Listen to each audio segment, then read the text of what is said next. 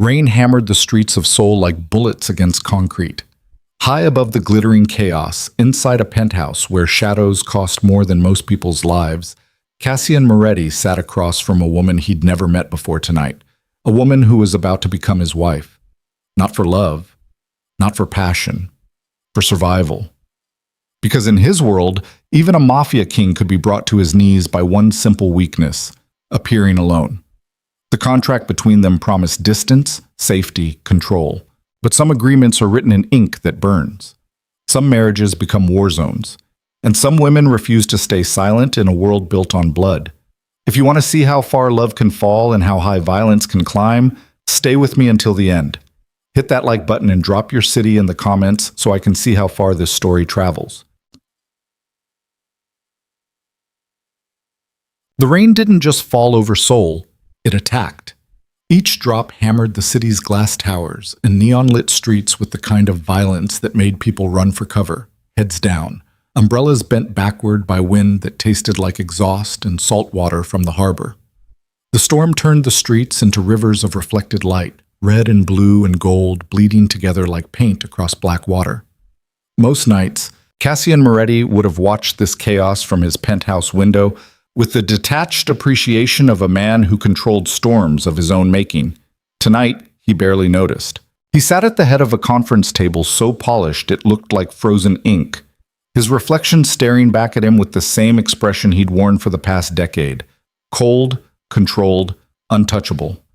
Around him, 6 men in expensive suits shifted uncomfortably in their seats. They were captains in his organization, men who commanded their own territories, their own crews, their own nightmares. But in this room, they were children waiting for their father to speak. Cassian didn't speak. He let the silence stretch until it became a threat. Finally, the man to his right, Victor, built like a freight train with scars that told stories his mouth refused to share, cleared his throat. The investors are getting nervous. Let them be nervous, Cassian said quietly. His voice carried the kind of calm that preceded earthquakes. Nervous men make careful decisions. They're not making any decisions, another captain interjected. This one was younger, sharper, dressed in a suit that probably cost more than Victor's car. His name was Kang Min-jun, and he had the confidence of someone who'd never truly bled for anything. They're walking away. Every single one. We've lost 3 deals in 2 months. Cassian's eyes shifted to Min-jun with the slow precision of a gun being aimed. And whose fault is that? Min-jun didn't flinch, but his Adam's apple bobbed. It's the optics, boss. These aren't street dealers or club owners. These are international arms brokers, politicians, corporate entities. They don't trust a man who operates alone. They want stability, family, the appearance of normalcy. Normalcy. Cassian tasted the word like poison. They want me to get married. The room fell silent again, but this time the silence hummed with tension. Victor shifted his considerable weight. Another captain, a wiry man named Chen, who ran the financial networks, tapped his pen against his leather portfolio with mechanical rhythm. It's just for appearances, Chen said carefully. A contract arrangement, 6 months, maybe a year, just long enough to close the Singapore deal and lock in the Eastern Europe connections. After that, I divorce her and we're right back where we started. Cassian's jaw tightened. Except now every syndicate from Hong Kong to Moscow knows I was desperate enough to fabricate a marriage. That's not strength. That's weakness wearing a wedding ring. It's strategy, Victor rumbled. You taught us that. Sometimes you play the long game. Cassian stood abruptly, the movement so sudden that every man in the room tensed. He walked to the floor-to-ceiling windows that overlooked the city, his hands clasped behind his back. Below, Seoul writhed and pulsed, unaware that the man watching from 40 stories up controlled more of its dark corners than the government ever would. Find someone, he said finally. But I want complete control over the selection. No syndicate daughters. No political connections. Someone clean. Someone who won't ask questions. Already done, Chen said, sliding a thin folder across the table. Her name is Alara Bennett. Mtaik. Alara Bennett stood under the awning of a convenience store in Gangnam, watching the rain turn the street into a tunnel of light and motion. Her umbrella had broken 3 blocks ago, snapped by the same wind that now whipped her dark hair across her face. She should have taken a cab, Should have stayed at the office until the storm passed. Should have done a lot of things differently in the past year. But here she was, soaked through her blazer and skirt, holding a folder that contained the most insane proposal she'd ever read. A marriage contract, not a job offer, not a consulting gig. A marriage. The encrypted email had arrived 2 days ago, routed through so many proxy servers that her IT department couldn't trace its origin. The message was brief. We require your skills and your silence. In exchange, we offer financial security and personal freedom. One meeting, no obligations. Coordinates attached. She should have deleted it, should have reported it to the authorities, assuming the authorities weren't already on someone's payroll. But Alara had spent the last 18 months digging herself out of a hole so deep she could still smell the dirt, and the number attached to the proposal, the compensation number, had made her stop breathing for a full 10 seconds. Enough money to disappear, enough money to start over, enough money to never owe anyone anything ever again. So she'd read the terms, reviewed the contract 3 times with the same analytical precision she used to audit corporate accounts for hidden fraud, and despite every rational instinct screaming at her to run, she'd sent back a single-word reply. When? The response had been immediate. Tonight, 10 p.m. Coordinates below. Come alone. Now she stood in the rain, watching a black sedan with tinted windows pull up to the curb in front of her. The back door opened. No one emerged, just an empty seat and an invitation that felt more like a threat. Alara hesitated for exactly 3 seconds. Then she got in. The penthouse didn't look like a home. It looked like a statement. Everything was angles and glass and surfaces so clean they seemed hostile to human touch. The floors were dark marble, shot through with veins of silver. The furniture was minimal, black leather, chrome frames, nothing soft except the shadows that gathered in corners where the recessed lighting couldn't reach. Floor-to-ceiling windows wrapped around 3 sides of the space, offering a view of Seoul that made Alara feel like she was floating above the world, or falling through it. A man stood with his back to her, silhouetted against the rain-streaked glass. He was tall, broad-shouldered, wearing a suit so precisely tailored it looked like armor. When he turned, Alara's first thought was that he looked exactly like the kind of man who'd send encrypted marriage proposals to strangers. Dangerous. Controlled. Absolutely certain of his own power. Miss Bennett. His voice matched his appearance, low, smooth, with an accent that suggested expensive international schools and deliberate elocution. Thank you for coming. I haven't agreed to anything yet, Alara said. Her voice came out steadier than she felt. Of course not. He gestured to a chair positioned across from a leather sofa. Please, sit. She didn't move. I prefer to stand. Something flickered across his face. Amusement, maybe, or irritation. It was hard to tell. His features were too controlled, his expression locked down like a vault. As you wish. He moved to a bar cart near the windows and poured 2 glasses of something amber and expensive-looking. When he offered her one, she shook her head. I don't drink on business meetings. This isn't a business meeting. He set her glass down on the table between them anyway. This is a negotiation. Then let's negotiate. Alara pulled the folder from her bag and dropped it on the table. Your contract has holes in it. The termination clauses are vague, the financial guarantees aren't backed by verifiable assets, and there's no legal recourse if either party violates the terms. For someone who clearly has resources, this is sloppy work. Cassian stared at her for a long moment. Then, for the first time since she'd entered, he smiled. It didn't reach his eyes. You're right, he said.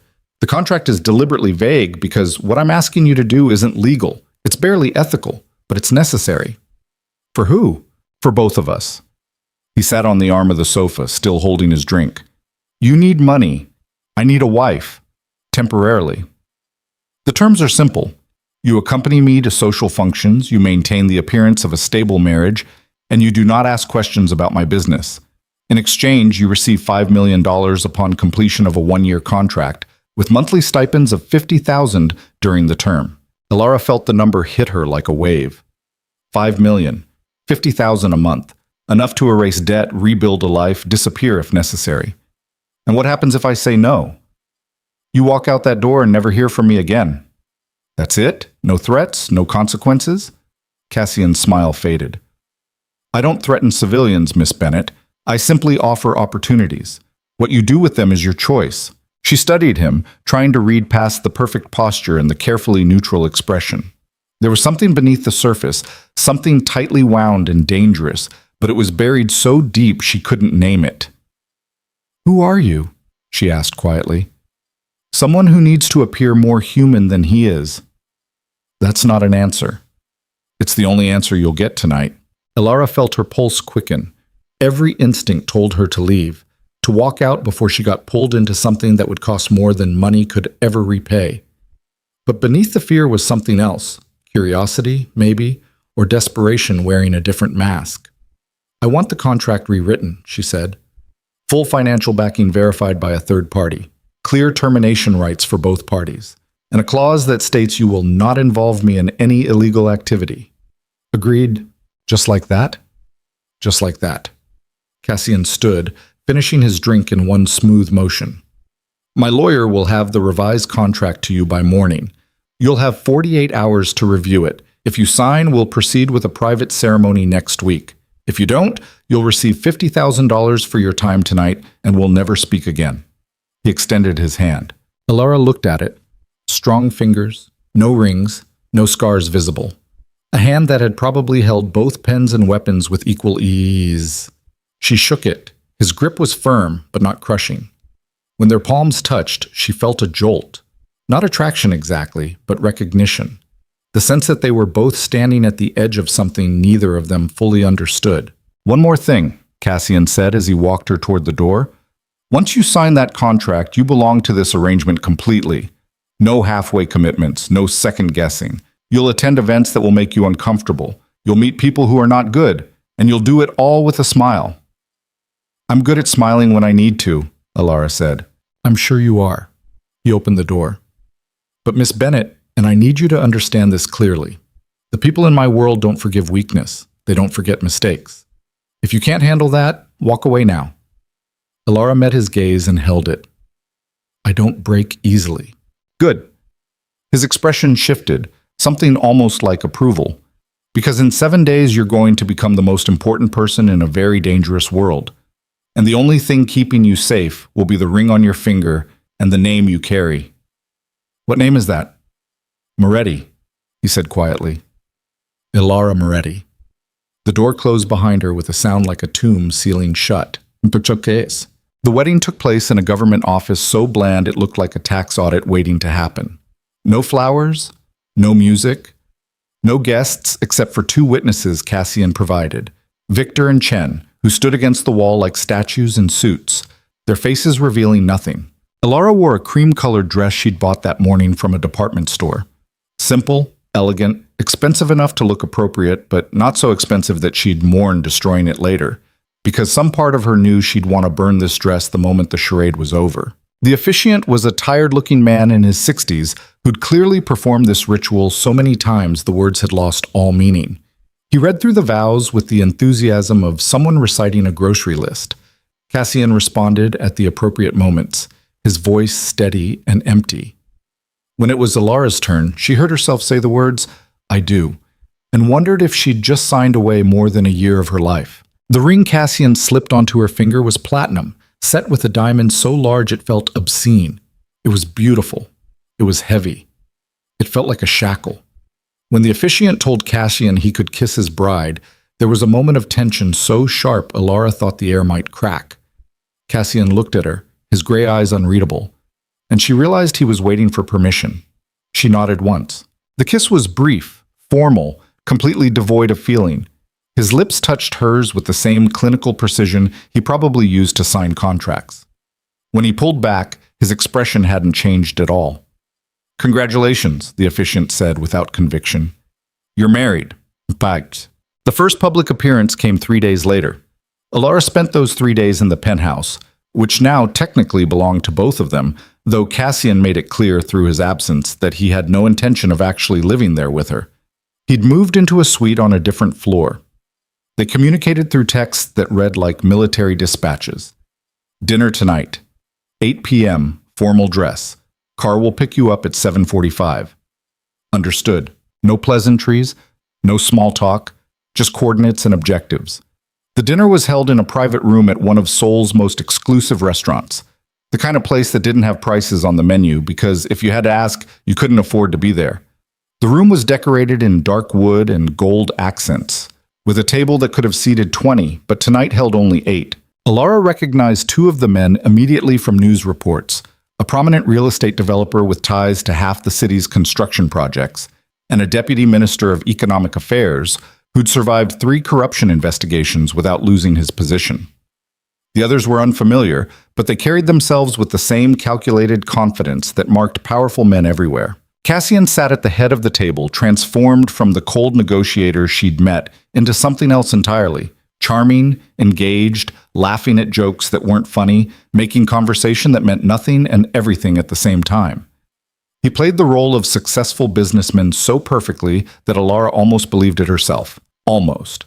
But she'd spent years analyzing financial statements, learning to spot the patterns beneath the numbers, the truth hiding in the margins. And watching Cassian work a room, she saw the same thing. A performance so carefully constructed that every gesture, every word, every smile was calculated for maximum effect.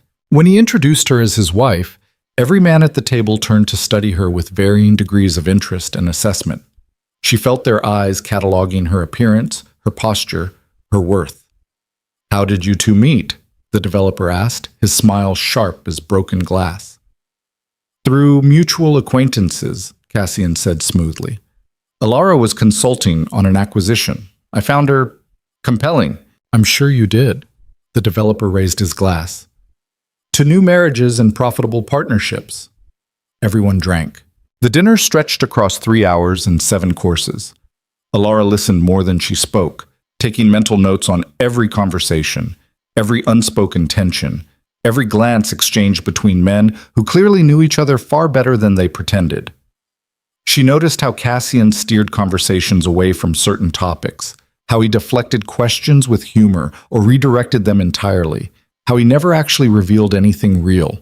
It was masterful, it was exhausting, and somewhere during the 4th course, delicate cuts of fish arranged like art on white porcelain, she realized that every man at this table was afraid of her husband. They hid it well behind expensive wine and polite laughter, but it was there in the way they deferred to him, the way they never interrupted when he spoke, the way they watched him like prey watching a predator that might or might not be hungry. After dinner, as they walked to the car through rain that had started again in soft curtains, Cassian spoke for the first time in an hour. "You did well. I barely said anything." "Exactly." He opened the car door for her, a gesture that looked chivalrous but felt like protocol. "In my world, silence is often the smartest strategy." "Your world," Alara repeated as she slid into the back seat. "You keep saying that like it's separate from the real world." Cassian got in beside her and the driver pulled away from the curb into Seoul's late-night traffic. "It is separate. The sooner you understand that, the safer you'll be." "Safe from what?" He looked at her then, really looked at her, and for the first time she saw something genuine in his expression. Warning. "From everyone," he said quietly, "including me." The car drove through the rain-slicked streets in silence, carrying them back to a penthouse that felt less like a home and more like a very expensive prison cell. And as Alara stared out at the city lights blurring past, she wondered what exactly she'd agreed to when she'd signed her name next to his. She had a feeling she was about to find out. The first month of marriage felt like learning to breathe underwater. Alara moved through Cassian's world with the careful precision of someone walking across ice that might crack at any moment. Every event was a performance. Every conversation was a test. Every smile she wore felt like a mask that grew heavier with each passing day. They attended galas and ballrooms dripping with crystal chandeliers and old money. They sat through dinners where men discussed shipping routes and real estate developments in voices that never quite said what they meant. They posed for photographs at charity auctions where the items being sold cost less than the illegal transactions being negotiated in the shadows behind the champagne fountain. And through it all, Cassian remained exactly what he'd been on their wedding day. Distant, controlled, untouchable. He never touched her unless cameras were present, never spoke to her unless conversation was required, never looked at her with anything resembling warmth or interest or basic human connection. At night, he disappeared to his separate suite. In the mornings, he was already gone before she woke, leaving only the faint smell of expensive cologne and the echo of doors closing with mechanical precision. It should have been easier this way, clean, professional, exactly what the contract specified. But something about the emptiness of it made Alara feel like she was slowly vanishing. She spent her days alone in the penthouse, staring out at Seoul sprawling below like a living organism, pulsing, breathing, consuming. The view never changed, but somehow it felt different every time she looked. Maybe because she was different. Maybe because playing someone's wife while being absolutely nothing to them was corrosive in ways she hadn't anticipated. On the 32nd day of her marriage, Alara did something she'd been carefully avoiding. She went looking for answers. The penthouse had a study on the east side, behind a door Cassian always kept locked. Alara had noticed it during her first week, noticed the way he'd disappear inside for hours at a time, noticed the soundproofing around the frame that suggested whatever happened in there required absolute privacy. She told herself it was none of her business. She told herself the contract didn't include curiosity. She told herself a lot of things that stopped mattering the moment she found the key. It had fallen out of Cassian's jacket pocket while she was moving his dry cleaning from the delivery to his suite. A task she'd taken on not out of wifely duty, but out of sheer boredom. The key was small, black, unmarked. She'd stared at it for a full minute, weighing options, calculating risks. Then she'd pocketed it. Now she stood in front of the study door at 2 in the afternoon, knowing Cassian was across the city at a meeting that would last until evening. Her hand shook slightly as she slid the key into the lock. The mechanism turned with a sound like bones cracking. The door opened. Inside, the study looked nothing like the rest of the penthouse, where everything else was cold glass and marble minimalism. This room was dark wood and leather, shelves lined with books that looked actually read, a desk covered in papers and photographs and maps marked with red pins. It felt lived in, real, like someone actually existed here instead of just passing through. Alara stepped inside, her heart hammering against her ribs. The photographs drew her attention first. They covered an entire wall, connected by strings of red thread like something from a crime procedural. Faces she didn't recognize. Buildings in various states of construction or destruction. License plates. Timestamps. Everything labeled in handwriting so precise it looked printed. She moved closer, studying the images. A warehouse fire in Incheon. A shipping container open to reveal weapons. A man's body floating in the Han River. Another photograph, this one recent, judging by the date, showed the deputy minister from their first dinner standing outside a hotel with a woman who definitely wasn't his wife. Alara's stomach tightened. She'd known, intellectually, that Cassian's business wasn't legitimate. You didn't offer $5 million for a contract marriage if you were running a simple import-export company. But seeing the evidence spread out like this, the violence, the corruption, the cold documentation of human suffering, made it real in a way that theoretical knowledge never could. Find anything interesting? Alara spun around so fast she nearly knocked over a lamp. Cassian stood in the doorway, still wearing his suit from the meeting, his expression completely unreadable. He held a tumbler of whiskey in one hand, the amber liquid catching the light like trapped fire. "I thought you'd be gone until evening," Alara said, hating how her voice shook. "Meeting ended early." He stepped into the room, closing the door behind him with deliberate slowness. "You didn't answer my question." "I shouldn't have come in here." "No," Cassian agreed quietly. "You shouldn't have." He walked past her to the desk, set down his glass, and began gathering the scattered photographs with mechanical efficiency. His movements were controlled, but Alara could see the tension in his shoulders, the tightness in his jaw, the way his fingers pressed just a fraction too hard against the paper. "How did you get the key?" he asked without looking at her. "It fell out of your jacket." "And you kept it?" "Yes," instead of returning it. "Yes." Cassian turned to face her then, and the look in his eyes made Alara's breath catch. It wasn't anger exactly. It was something colder, more dangerous. "Do you understand what you've done?" His voice remained level, almost conversational, which somehow made it worse. "Those photographs document ongoing investigations, active operations, people whose lives depend on information staying contained. I didn't tell anyone. That's not the point." He moved toward her with the slow deliberation of a man who'd learned to control every impulse, every reaction, every hint of weakness. The point is that you violated our agreement. The contract explicitly stated no interference in my business, no questions, no investigation. Looking at photographs isn't interference. Looking at photographs is evidence of curiosity. Curiosity leads to questions. Questions lead to liability. He stopped a foot away from her, close enough that she could smell the whiskey on his breath. And liability, Miss Bennett, is something I eliminate. The threat hung in the air between them like smoke. Alara forced herself to hold his gaze. Are you threatening me? I'm clarifying expectations. By implying you'll eliminate me if I become inconvenient? Something flickered across Cassian's face.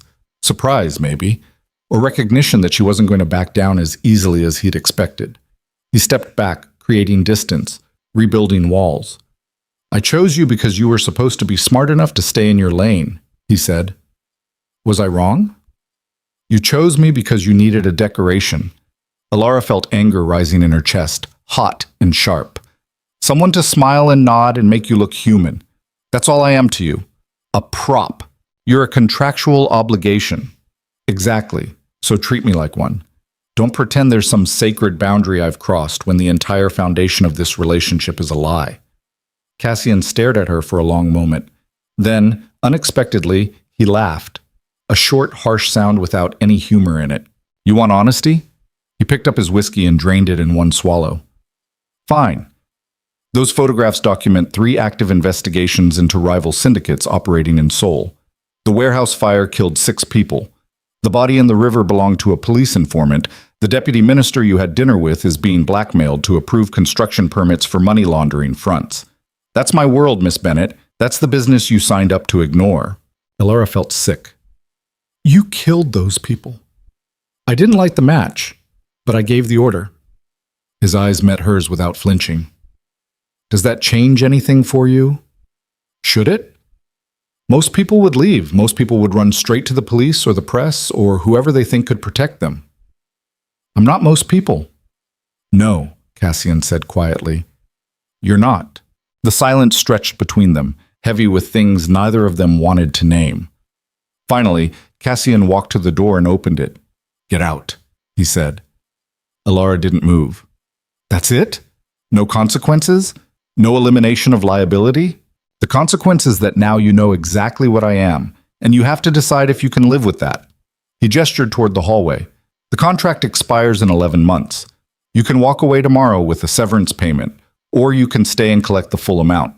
Either way, you don't come into this room again. Understood? Understood. Alara walked past him into the hallway, feeling his presence behind her like heat from a fire. The door closed and locked with a sound that felt final. She went to her room, sat on the edge of the bed, and tried to process what she'd just learned. Cassian Moretti wasn't just a businessman operating in moral gray areas. He was a killer, a criminal, a man who ordered deaths with the same casual precision he used to order dinner, and she was married to him. The smart thing would be to leave, take whatever severance he offered, and disappear before she got pulled deeper into something that would destroy her. But as Alara sat there, staring at the platinum ring on her finger, she realized something that scared her more than the photographs. She didn't want to leave. Not yet. Tut. The next 3 weeks passed in careful silence. Cassian retreated even further into whatever fortress he'd built around himself. Their only interactions were the mandatory public appearances, a gallery opening, a private casino night, a dinner with investors flown in from Singapore. He spoke to her only when necessary, touched her only when cameras required it, looked at her like she was a stranger he'd hired to play a part. Which, technically, she was. But the distance felt different now. Deliberate. Punishing. Alara told herself she didn't care. She attended the events, played her role, smiled until her face ached. But at night, alone in a penthouse that felt more like a mausoleum with each passing day, she felt something shifting inside her, a slow-burning anger at being treated like a problem instead of a person. The breaking point came at an underground casino in Gangnam. The venue was disguised as a high-end restaurant, but the real action happened in basement levels accessible only through hidden elevators and biometric security. Alara had been to places like this before, 3 times in the past month, and they all had the same atmosphere. Expensive desperation, beautiful people doing ugly things, money and violence mixing like chemicals in a beaker. Tonight's gathering was particularly tense. Cassian had warned her in the car, the first time he'd spoken directly to her in days. Stay close to me. Don't wander. Don't accept drinks from anyone. Don't engage in conversation unless I'm present. Anything else? Alara had asked, unable to keep the sarcasm from her voice. Yes. His gray eyes had fixed on her with uncomfortable intensity. There are people here tonight who would hurt you just to hurt me. So please, for once, don't test boundaries. Now, standing in a private lounge decorated in red velvet and gold fixtures, surrounded by men in expensive suits and women wearing designer dresses like armor, Alara understood what he meant. The energy in the room was wrong. She'd learned to read these gatherings over the past weeks, learned to sense the undercurrents beneath polite conversation. Usually there was a veneer of civility, however thin. Tonight, that veneer had cracked. Men spoke in low, urgent voices. Women watched the doors like they were calculating escape routes. And in the center of it all, Cassian stood talking to a man Alara had never seen before, tall, angular, with the kind of face that looked carved from ice. That's Han Jae-sung, a voice said beside her. Alara turned to find Chen, one of Cassian's captains, holding 2 glasses of champagne. He offered her one. She remembered Cassian's warning about accepting drinks, but Chen had been present at her wedding. He was part of the inner circle. She took the glass, but didn't drink. Who is he? She asked. Head of the Baekdu Syndicate, controls most of the northern territories. Chen's expression was carefully neutral. He and Cassian have history. What kind of history? The kind that ends with bodies or treaties. Tonight we find out which. Alara watched Cassian and Han Jae-sung circle each other like wolves preparing to fight. Their conversation looked calm from a distance, but she could see the tension in Cassian's posture, the way his hands never strayed far from his sides, ready to move, ready to defend. Why would Cassian meet with someone who wants him dead? Because in our world, your worst enemy is sometimes the only person you can negotiate with. Chen glanced at her. You've been married for almost 2 months. Haven't you figured that out yet? Before Alara could respond, the atmosphere in the room shifted. It happened fast. Too fast for anyone who wasn't watching to catch. One moment, Cassian and Han were talking. The next, Han's hand moved toward his jacket in a motion that was either reaching for something or deliberately looking like reaching for something. Cassian's reaction was immediate. He grabbed Han's wrist with his left hand while his right hand moved to his own waist. Around them, men in suits materialized from shadows, guns appearing like magic tricks. The entire room froze, 50 people holding their breath, waiting to see if someone would pull a trigger. Don't, Cassian said quietly, his voice carried across the silence like a blade. Not here. Not tonight. Han smiled, but there was nothing friendly in it. I was reaching for a cigarette, then reach slower next time. The tension held for another 3 heartbeats. Then Han laughed, a cold, calculating sound, and extracted a silver cigarette case from his jacket with exaggerated slowness. You're paranoid, Moretti. I'm careful. Same thing in our business. Han lit his cigarette, exhaled smoke toward the ceiling. But I didn't come here to kill you. I came to give you a warning. I don't accept warnings from people who've tried to take my territory twice in the past year. Then consider it friendly advice. Han's eyes shifted to Alara, and she felt the weight of his attention like something physical. Your new wife is attracting interest, dangerous interest. People are curious about who she is, where she came from, why Seoul's most notorious bachelor suddenly decided to tie himself to a stranger. Cassian's jaw tightened. My personal life isn't your concern. Everything about you is my concern when it affects the balance of power. Han took another drag from his cigarette. There are people asking questions, people who think your marriage is a vulnerability. They're wrong, of course. Unless... He let the word hang in the air like a threat. Unless what? Cassian's voice had gone very quiet. Unless she really does matter to you. Han smiled. Does she, Moretti? Does this one actually mean something? Alara watched Cassian's face transform into something carved from stone. She's a contract obligation. Then you won't mind if I verify that. Han walked toward Alara with the lazy confidence of someone who'd never been told no in his entire life. Behind him, Cassian moved to intercept, but 2 of Han's men stepped into his path. Not threatening exactly, but clearly blocking. Chen melted away into the crowd. Han stopped in front of Alara, close enough that she could smell the smoke on his breath. "You're very beautiful," he said in English, his accent crisp and British educated. "Very poised. Very much not the type of woman Cassian Moretti usually associates with." "Maybe he's expanding his horizons," Alara said. Han's smile widened. "Witty too. I can see the appeal." He reached out slowly, giving her time to step back, and touched the diamond on her ring finger. "This is exquisite. Family heirloom? Recent purchase. Ah, so new marriage, new ring, new life." His fingers lingered on her hand. "Tell me, Mrs. Moretti, do you love your husband?" The question hit like a slap. Alara felt every eye in the room turn toward her. She could see Cassian across the lounge, his body coiled tight, his eyes locked on Han's hand touching hers. The wrong answer here could start a war. The right answer could end one. But Alara was tired of playing games she didn't understand. "I don't know him well enough to love him," she said clearly, "but I respect the agreement we have." "Honest," Han released her hand. "Refreshing, even. Most women would lie about love, pretend devotion, play the role." He turned to face Cassian, raising his voice so everyone could hear. "Your wife just admitted your marriage is a business transaction. That's going to cause problems for you, Moretti. Your investors wanted stability, romance, the appearance of genuine connection. What they got is a glorified employee wearing a diamond ring." "My marriage is none of your business," Cassian said. "Everything is my business when it affects Seoul's power structure." Han crushed his cigarette beneath an expensive shoe. "But I came here in good faith, so I'll give you one more piece of advice. Either make this marriage look real or end it before your enemies use it against you." He walked toward the exit, his men following like a tide receding. At the door, he paused and looked back. "Oh, and Moretti? Next time I reach for something, I might not tell you what it is first." Then he was gone. The room exhaled collectively. Cassian crossed the space between them in 4 strides, grabbed Alara's arm, not hard enough to hurt, but firm enough to make his point, and pulled her toward a different exit. "We're leaving," he said. "I can walk on my own. Now." He didn't release her until they were in the elevator, doors closed, descending toward the parking garage in mechanical silence. Alara jerked her arm free and stepped back against the far wall. "You didn't have to manhandle me in front of everyone.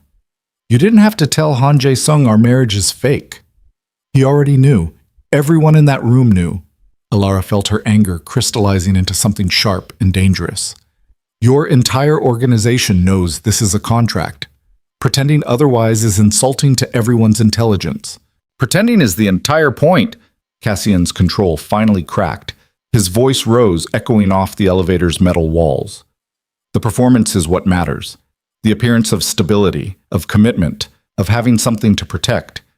You just told one of my biggest rivals that I have nothing, that you mean nothing." "I don't mean anything. You've made that very clear." "That's not—" He stopped himself, jaw working like he was physically chewing back words. "You don't understand the game we're playing. Then explain it to me instead of treating me like a chess piece." The elevator reached the garage level. The doors opened.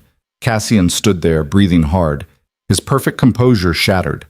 For the first time since she'd met him, Alara saw something real in his expression, frustration and exhaustion, and something else she couldn't quite name. "Get in the car, he said finally. "Not until you tell me what the hell is actually going on." "Alara, my name." She stepped closer to him. "You've been calling me Miss Bennett or Mrs. Moretti for 2 months. You just used my actual name." He looked at her like she'd caught him in a lie he hadn't meant to tell. "Get in the car," he repeated quietly. "Please." The please broke something in her. Alara walked to the black sedan waiting in the garage, Victor already behind the wheel, pretending not to hear anything. She got in the back seat. Cassian slid in beside her. Victor drove. They rode in silence through Seoul's late-night streets, rain starting to fall in curtains against the windows. Alara watched the city blur past and tried to organize her thoughts into something coherent. She'd married a stranger. She'd taken his money. She'd agreed to play a role. But somewhere in the past 2 months, the lines had started bleeding together, and she couldn't tell anymore where the performance ended and something real began. Han was right, Cassian said eventually. His voice was low, almost toneless. You're a vulnerability. I know. You don't. He turned to look at her, and in the dim light from passing street lamps, his face looked haunted. In my world, family is leverage. Love is weakness. The moment anyone believes I care about you, actually care, not just contractually obligated, you become a target. Do you understand that? Yes. Then why did you tell him the truth? Because lying wasn't going to change anything. Elara met his gaze. He already suspected. Lying would have just made it worse. Cassian was quiet for a long moment. You're smarter than I thought. You keep underestimating me. Maybe that's the real problem. Maybe. The car pulled up to their building. Victor got out to open the doors, but Cassian raised a hand to stop him. They sat in the back seat, rain drumming on the roof, neither of them moving. I need to ask you something, Cassian said, and I need you to answer honestly. All right. Do you want to leave? The question hung between them, loaded with implications. Elara thought about the past 2 months. The empty conversations, the cold distance, the feeling of being slowly erased by proximity to someone who refused to see her as anything more than a contractual obligation. She thought about the money still owed, the life she could build with it, the freedom waiting on the other side of this arrangement. Then she thought about the photograph wall in Cassian's study, the evidence of violence and corruption, the reality of what he was and what he did. She should want to leave. She should be terrified. No, she heard herself say. I don't want to leave. Cassian stared at her like she'd just confessed to a crime. Why not? I don't know. That's not an answer. It's the only one I have. Elara looked down at the ring on her finger. Still heavy, still beautiful, still feeling like both a promise and a threat. You're right that I don't understand your world, but I'm tired of being kept at arm's length while everyone around me makes decisions about my safety and my value and my purpose. If I'm going to be a vulnerability, at least let me be an informed one. That's dangerous. Everything about this is dangerous. At least give me the respect of knowing what I'm walking into. Cassian studied her for a long time. Rain continued falling. Outside, Victor stood patiently in the weather, getting soaked, waiting for orders. Finally, Cassian reached for the door handle. All right, he said. Tomorrow morning, 8 a.m., my study. I'll show you everything. Everything? Enough that you'll either understand or run screaming, probably the latter. He got out of the car and walked toward the building entrance without looking back. Elara followed more slowly, feeling like she'd just agreed to something irreversible. Behind them, Victor closed the car doors and drove away into the rain-soaked night. Elara couldn't sleep. She lay in her bed, vast and empty and expensive, staring at the ceiling while rain hammered against floor-to-ceiling windows. Every time she closed her eyes, she saw Han Jae-sung smile, heard his voice asking if she loved her husband, felt the weight of that question like a stone in her chest. The truth was, she didn't know what she felt. Cassian was a killer, a criminal, a man who gave orders that ended lives. She should hate him, fear him, plan her escape while she still could. But when he'd grabbed her arm in the casino, when his control had finally cracked and she'd seen real emotion break through his carefully constructed walls, something in her had responded. Not attraction exactly, recognition, maybe. The sense that beneath all the ice and distance, there was a person who'd learned to survive by refusing to feel anything. She knew what that looked like. She'd spent the last 18 months doing the same thing. At some point around 3 a.m., Elara gave up on sleep entirely. She pulled on a robe and walked through the dark penthouse, her feet silent on cold marble floors. The city glowed beyond the windows, millions of lights burning through the rain like trapped stars. She found herself standing outside Cassian's suite. His door was closed, no light visible underneath. He was probably asleep, undisturbed by questions or doubt or the wreckage of the evening's confrontation. Elara raised her hand to knock. She held it there for 30 seconds, suspended in indecision. Then she lowered it and walked back to her own room, feeling like a coward and knowing she'd just avoided something that would have changed everything. Behind Cassian's door, separated by inches of soundproofed wood, Cassian sat fully dressed on the edge of his bed, holding a glass of whiskey he had no intention of drinking, staring at nothing. He'd heard her footsteps approach. He'd heard her stop outside his door. He'd heard her walk away. And some part of him he'd thought was dead had wanted, desperately, irrationally, for her to knock. Morning came gray and relentless. Alara arrived at Cassian's study at exactly 8 a.m., showered and dressed in black slacks and a white blouse, armor disguised as business casual. The door was already open. Cassian stood at the window with his back to her, wearing dark pants and a white shirt with the sleeves rolled up to his elbows. It was the most casual she'd ever seen him. It made him look younger somehow, more human. "Come in," he said without turning around. "Close the door." She did.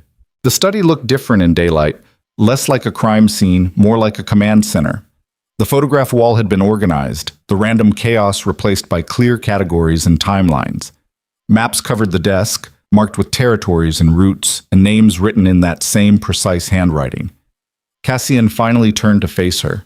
He looked tired, not physically exhausted, but worn down in a way that went deeper than missed sleep. "I've been thinking about what you said," he began, "about respecting you enough to explain what you're involved in. You're right. If you're going to stay, if you're going to be part of this, you deserve to know the truth. I'm listening. This will take a while. I have time." Cassian gestured to a leather chair near the desk. Alara sat. He remained standing, hands in his pockets, choosing words with visible care. "My father built the Moretti Syndicate 30 years ago," he said. "Started with protection rackets in Busan, expanded into smuggling, weapons, eventually legitimate businesses used to launder profits. By the time I was 18, the organization controlled half the underground economy in South Korea. My father was..." He paused. "Effective, brutal when necessary. But he had rules, lines he wouldn't cross." "What happened to him?" "Cancer. 5 years ago." Cassian's expression remained neutral, but something flickered in his eyes. "I inherited an empire and a war. 3 rival syndicates saw my father's death as an opportunity to divide his territory. For 2 years, Seoul ran red. We lost good people. I had to make decisions that..." He stopped. "I had to become worse than my father ever was." Alara watched him, seeing for the first time the weight he carried. "You won the war. I ended it. Different thing." He moved to the photograph wall, touching one image, the warehouse fire. "This was a Baekdu operation. They were moving weapons through our territory without permission, using routes my father established. I gave Han Jae-sung a warning. He ignored it, so I sent a message everyone would understand. 6 people died." "Yes." "Did you know they'd be there?" Cassian met her eyes. "Yes." The word landed between them like a grenade. Alara felt sick, but she forced herself not to look away. "And the man in the river?" "Police informant, feeding information to a task force trying to dismantle the syndicate. We gave him chances to disappear. He refused." Cassian's voice remained level, clinical. "Victor handled it. And you gave the order." "I give all the orders." "Does it bother you?" "Every single day." The admission surprised her. Cassian turned back to the window, putting distance between himself and the conversation. "I'm not a good man, Alara. I don't pretend to be. But I'm not random. Every death serves a purpose. Every act of violence prevents 10 more. The balance in this city exists because people fear the consequences of disrupting it. That fear is built on a foundation of bodies, and hard decisions, and loneliness," Alara finished quietly. He went very still. "That's why you needed the marriage," she continued. "Not just for appearances, because you can't let anyone close, can't trust anyone, can't show weakness. The contract was perfect because it guaranteed I'd leave eventually. No attachments, no risk." Cassian didn't respond. Alara stood and walked to where he stood, close enough to see tension in his shoulders, the way his hands gripped the window frame like he was holding himself upright. "What changed?" she asked. "Nothing changed. You're showing me this." She gestured at the study, the photographs, the evidence of everything he'd done. "You're telling me the truth. That's not nothing. It's self-preservation. If you're going to stay, you need to understand the risks, the reality, what being associated with me actually means." He turned to face her, and the look in his eyes was raw in a way she'd never seen before. "People are watching you now. After last night, after Han's warning, every syndicate in Seoul knows you exist. They'll test you, threaten you, use you against me if they think it'll work. And I need to know. He stopped, jaw working. Need to know what? Alara pushed. If you can handle it, or if I need to end this contract now and get you somewhere safe before the door exploded inward. Not metaphorically, actually exploded. A percussion grenade followed by 3 men in tactical gear pouring into the study with weapons raised. Cassian moved faster than thought, shoving Alara behind him while reaching for something beneath his desk. But he wasn't fast enough. The first man fired, a dart, not a bullet, that caught Cassian in the shoulder. He stumbled, trying to stay upright, his hand still reaching for the gun mounted under the desk. The second dart hit his chest. Cassian dropped to one knee. No! Alara tried to move toward him, but hands grabbed her from behind, a fourth man she hadn't seen entering through the study's second door. The last thing she saw before a cloth covered her face was Cassian on the floor, fighting unconsciousness, his eyes locked on hers with an expression of absolute fury and something that looked terrifyingly like fear. Then the chemicals on the cloth pulled her down into darkness, and everything went black. Consciousness returned like drowning in reverse, violent, choking, pulling Alara up through layers of chemical darkness into a world that hurt. Her head pounded with each heartbeat. Her mouth tasted like copper and something bitter that coated her tongue. When she tried to move, her wrists screamed protest. She was tied to a chair. The realization hit with cold clarity that cut through the drug haze. Metal chair, rough rope binding her wrists behind the backrest, ankles tied separately to the chair legs. Professional work, tight enough to restrict movement, but not so tight it cut off circulation. Whoever had done this knew exactly what they were doing. Alara forced her eyes open. The room was concrete and shadows. A single bulb hung from the ceiling, swaying slightly, casting moving patterns across bare walls. No windows. One door, steel, industrial, the kind meant to keep people in or out. The air smelled like rust and old blood, and something chemical she couldn't identify. She was alone. No, not alone. There was breathing somewhere behind her, slow, controlled, someone watching. You're awake, a voice said, male, accented, familiar. Han Jae-sung stepped into her field of vision, immaculate in a dark suit despite whatever violence had brought them here. He looked exactly as he had at the casino, composed, dangerous, wearing cruelty like expensive cologne. Where's Cassian? Alara's voice came out rough, damaged by whatever they'd used to knock her out. Somewhere else. Alive, if that's your next question. For now. Han pulled up a second chair and sat facing her, close enough that their knees almost touched. We need to talk, Mrs. Moretti, and you're going to tell me everything I want to know. I don't know anything. That's what everyone says at first.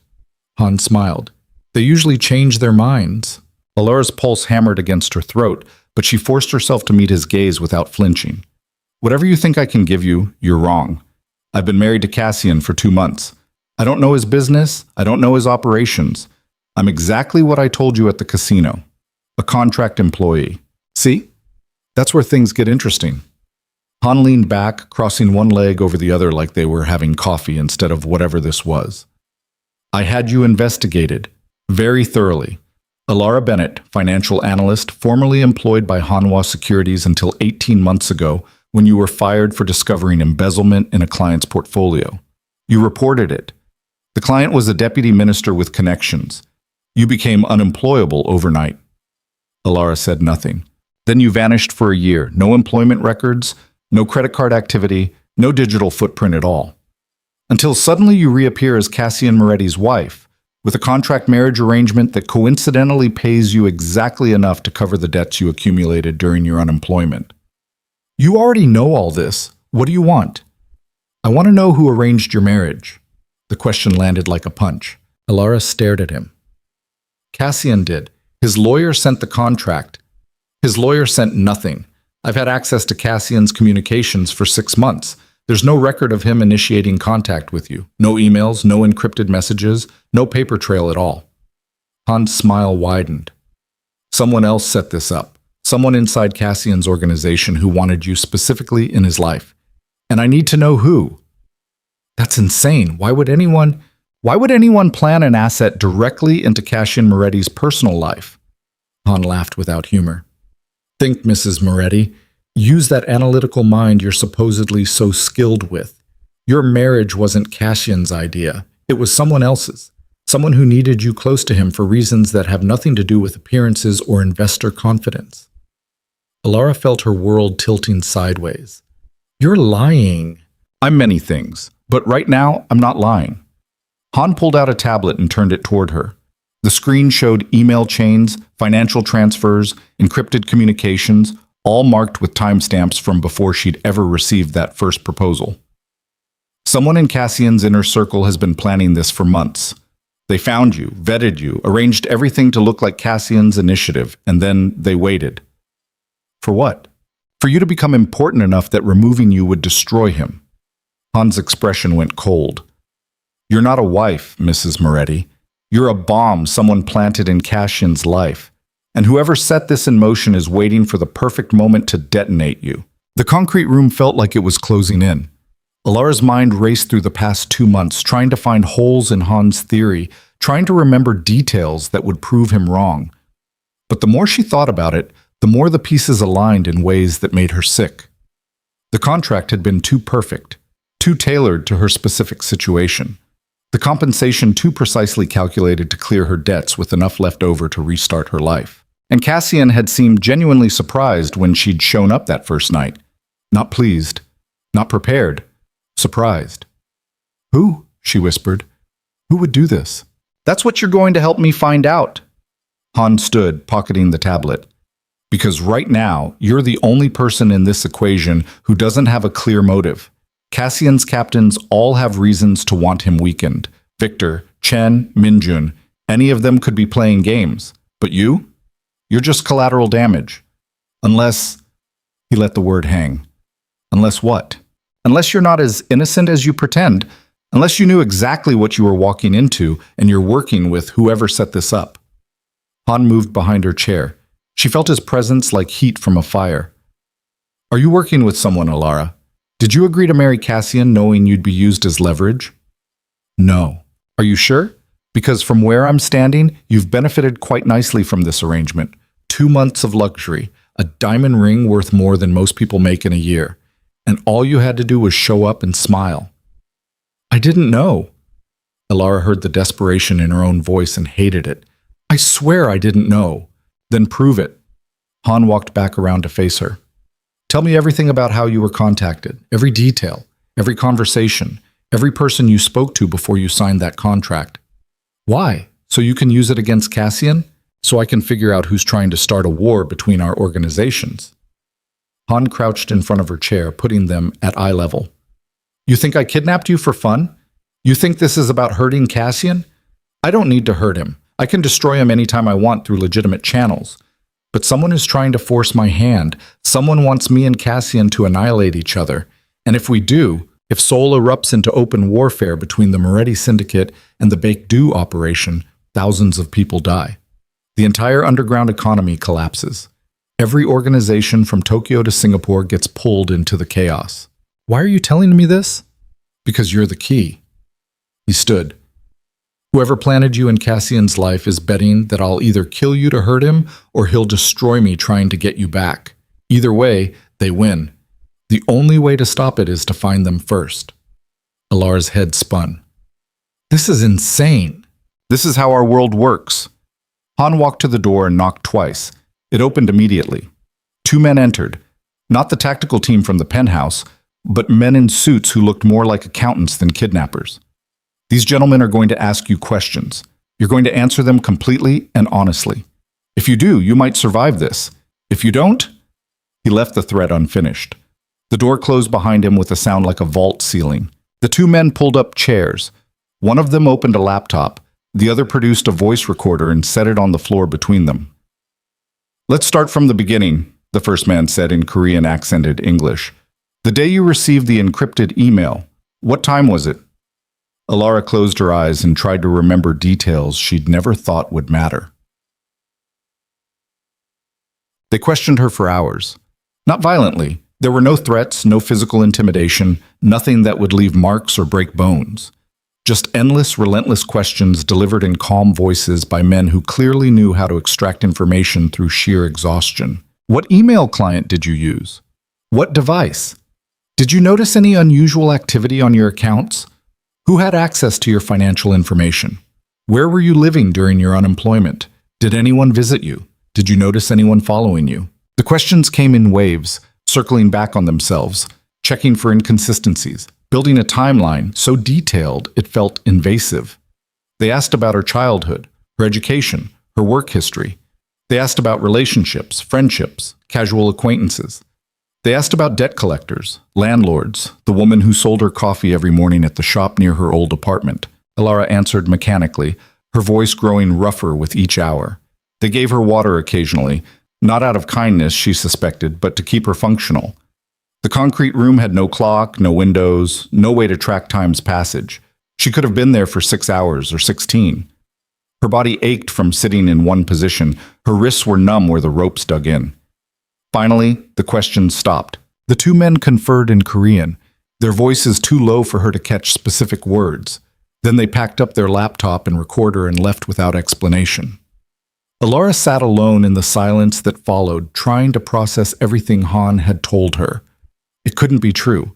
The marriage had been Cassian's idea, his lawyer, his organization, his need for appearances, except she'd never actually met the lawyer, never verified the contract through independent channels, never questioned why someone like Cassian Moretti would choose someone like her for such an important deception. She'd been desperate enough to overlook the holes in the story, and someone had counted on that. The door opened again. Alara braced herself for more questions, more hours of interrogation. Instead, Han Jae-sung entered alone, carrying a folder that looked depressingly thick. "We have a problem," he said without preamble. "Only one?" He didn't smile. "Your story checks out, every detail. You're exactly who you claim to be, an unemployed financial analyst who got caught in someone else's game, which means either you're the best liar I've ever met, or you're genuinely innocent. I've been telling you that for hours. Innocent people lie all the time, Mrs. Moretti, usually out of fear, but my analysts believe you." He dropped the folder on the floor in front of her chair, which creates complications. "What kind of complications?" "The kind where I can't kill you without starting the exact war I'm trying to prevent." Han rubbed his face, the first sign of fatigue she'd seen from him. "Someone very smart set this trap. If I hurt you, Cassian retaliates. If Cassian retaliates, I respond. If we both respond, Seoul burns. But if I let you go, I look weak. And weakness in this business is fatal." "So what are you going to do?" "That depends on you." Han met her eyes. "I'm going to offer you a choice that will probably get us both killed, but it's the only play I can see that doesn't end with this city drowning in blood." Alara waited. "Help me find who set this up," Han said. "Go back to Cassian. Act like nothing happened. Tell him you escaped or I released you. Whatever story works. But while you're playing the dutiful wife, you watch his captains. You listen to their conversations. You look for the inconsistency, the tell, the person who's just a little too interested in your relationship with Cassian. You want me to spy on my own husband. I want you to save his life, and yours, and mine." Han's voice carried an edge of desperation she hadn't heard before. "Because whoever orchestrated this isn't going to stop. They've invested too much time and resources. They'll push until Cassian and I have no choice but to destroy each other, unless we find them first." "Why would I trust you?" "Because right now, I'm the only person telling you the truth." Han pulled a knife from his jacket. Alara tensed, but he moved behind her chair and cut the ropes binding her wrists. Blood rushed back into her hands with painful intensity. "I could have killed you 6 different ways in the past few hours. I could have tortured information out of you. I could have sent Cassian pieces of you until he came storming into my territory with an army, but I didn't, because I'm not the enemy here." Alara rubbed her wrists, feeling returning to her fingers. "Then who is?" "That's what you're going to help me figure out." He cut the ropes around her ankles. "Can you stand?" She tried. Her legs barely held her weight, but she managed to stay upright with one hand braced against the chair. Han steadied her with a grip that was firm, but not cruel. "There's a car waiting outside. It'll take you back to Cassian's building. You'll tell him you woke up in an alley in Gangnam with no memory of how you got there. Amnesia from whatever drugs were used. Plausible enough that he won't question it too hard. He'll question everything. Probably, but he'll be too relieved you're alive to push too hard at first. Han guided her toward the door. After that, you watch. You listen. And when you find something, anything that points to who's playing us, you contact me. He pressed a phone into her palm. Small, cheap, the kind you bought with cash and threw away after one use. My number's programmed in, he said. Don't use it unless you have real information. Don't call from any device except this one.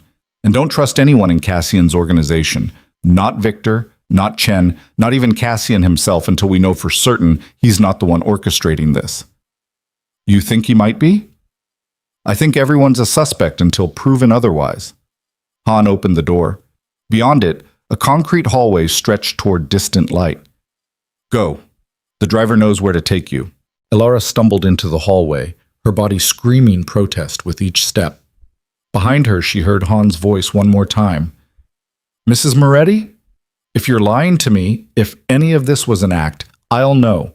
And what happens to you then will make today look like mercy. She didn't look back. Well, the car dropped her 3 blocks from Cassian's building at exactly 4:17 a.m., according to the dashboard clock. Elara had been missing for almost 19 hours. The driver, a silent man in his 50s who looked like he'd seen worse things than kidnapped crime wives, handed her a jacket to cover her torn blouse and drove away without a word. Elara stood on the empty street, rain falling in soft sheets, trying to decide if she was about to make the worst decision of her life or the only decision that made sense. Han's phone felt heavy in her jacket pocket. His warning echoed in her head. Don't trust anyone. But she was married to Cassian, legally bound to him, living in his home. If she couldn't trust him, what was she doing here? She walked the 3 blocks in numb silence, her mind cycling through everything Han had told her. Someone had orchestrated her marriage. Someone was using her as leverage. Someone wanted war. The building's lobby was empty, except for night security. The guard's eyes widened when he saw her, disheveled, wet, walking like every step hurt. Mrs. Moretti? Mr. Moretti has been... He grabbed his radio. Sir, she's here. She just walked in. Static. Then Cassian's voice, tight with something that might have been relief or rage. Bring her up, now. The elevator ride lasted 43 seconds. Elara watched the floor numbers climb and tried to construct a story that wouldn't collapse under questioning. Amnesia was weak. Escape was implausible. The truth was impossible. The doors opened. Cassian stood in the penthouse hallway, still wearing the same white shirt from that morning, now wrinkled and stained with what looked like blood. His face was a mask of controlled fury, his gray eyes scanning her from head to toe, cataloging damage. Where have you been? His voice was very quiet. I don't know. I woke up in an alley. I don't remember.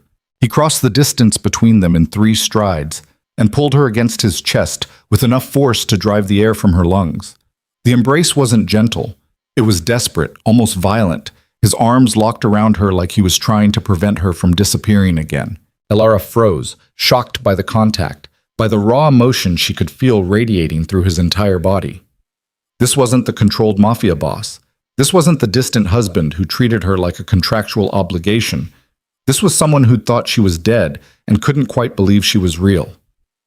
I thought they killed you, Cassian said against her hair. His voice cracked on the last word. I thought I'd lost you. Something inside Elara shattered. She wrapped her arms around him and held on, feeling him shake with adrenaline or relief or fear. She couldn't tell which. They stood like that for long seconds, breathing together, both of them alive despite everything. Then Cassian pulled back, his hands moving to her shoulders, his eyes searching her face with an intensity that felt invasive. Tell me what happened. Everything. Start from the moment they took you. Elara opened her mouth to lie. The words wouldn't come. She thought about Han's warning, about the trap someone had set, about the impossibility of knowing who to trust. And looking at Cassian, at the blood on his shirt, the exhaustion in his eyes, the fear he was trying desperately to hide, she made a decision that would probably destroy them both. I need to tell you something, she said, and you're not going to like it. She told him everything. They sat in Cassian's study, the room where this had started, where masked men had stormed in with weapons and drugs and destroyed any illusion of safety. Cassian listened without interrupting, his face growing colder with each sentence. Alara described waking up tied to a chair. Han Jae-sung's interrogation. The theory that someone inside Cassian's organization had orchestrated the marriage. The offer to spy in exchange for information. When she finished, Cassian stood and walked to the window. His back was rigid, his hands clasped behind him in a posture she'd come to recognize as his default when fighting for control. "You believe him," he said finally. "I don't know what I believe." "That's not an answer." "It's the only one I have." Alara stayed in her chair, too exhausted to stand. "Did you initiate the contract? Did you choose me specifically?" Cassian didn't turn around. "Chen brought me your file, said you were perfect for what we needed. Clean background, desperate enough to agree, smart enough to play the role convincingly. I approved the approach. But you didn't draft the original terms." "No, Chen handled the details. And the encrypted email that came to my personal account, the one routed through proxy servers, the one that knew exactly how much debt I had and exactly how much money I'd need to clear it?" Silence. "Cassian." Alara stood, forcing her legs to support her weight. "Did you know any of those details before Chen gave you my file?" "No." The word fell like a stone into deep water. Cassian turned to face her, and for the first time since she'd met him, he looked uncertain. "Chen has been with the organization for 12 years. He manages all our financial operations. He's one of 3 people I trust with my life. One of 3 who also had access to everything they'd need to set this up. You're suggesting Chen orchestrated our marriage to destroy me. I'm suggesting someone did. And Han Jae-sung, who has no reason to lie to me and every reason to just kill me and start a war, thinks it was someone in your inner circle." Alara moved closer to him. "Can you honestly tell me you vetted every detail of how I was contacted? Can you swear that you controlled every aspect of this arrangement?" Cassian's jaw worked. "No." "Then we have a problem. We have several problems." He moved to his desk and pulled out a tablet, tapping through screens with sharp, angry gestures. "While you were missing, I tore this city apart looking for you. I called in every favor, threatened every contact, burned through relationships I've spent years building, and what I found was concerning." He turned the tablet toward her. The screen showed financial transactions, complex chains of money moving through shell companies and international accounts. "Someone has been embezzling from the syndicate," Cassian said. "Small amounts, spread across enough operations that I didn't notice the pattern. But when I started pulling everything apart to find funding sources for your kidnapping, I found this, approximately $15 million missing over the past 18 months. Alara studied the numbers with trained eyes. "These accounts, they're all registered to the same corporate structure." "Yes." "A holding company that doesn't exist on any legitimate records." Cassian's expression was carved from stone. "The signatory on the account is Chen Min-soo, my financial captain, the man who brought me your file, the man who arranged our marriage contract." The room felt like it was tilting. "It could be a coincidence," Alara said, knowing it wasn't. "I don't believe in coincidences." Cassian set down the tablet. "Chen has been moving money out of the organization for over a year. He arranged for you to enter my life under circumstances designed to make you look like my vulnerability, and now you've been kidnapped by my biggest rival, questioned about internal operations, and released with instructions to spy on my captains. You think I'm working with Chen? I think you're a pawn in someone else's game. The question is whether you know it or not." Alara felt anger flare hot in her chest. "I just told you everything Han said. I gave you the phone he gave me. I'm trying to help you figure this out. Or you're gaining my trust so you can destroy me more effectively." Cassian's voice was flat, emotionless. "That's how this works, Alara. Trust is a weapon. Vulnerability is fatal. And you, whether you intended to or not, have become the single greatest threat to everything I've built." "Then why am I still alive?" The question hung between them. Cassian stared at her for a long moment. When he spoke, his voice was barely above a whisper. "Because killing you would prove Han right. It would prove I care. And the moment anyone in this world believes I care about something, that thing becomes a target." "You already care," Alara said quietly. "I saw your face when I walked through that door.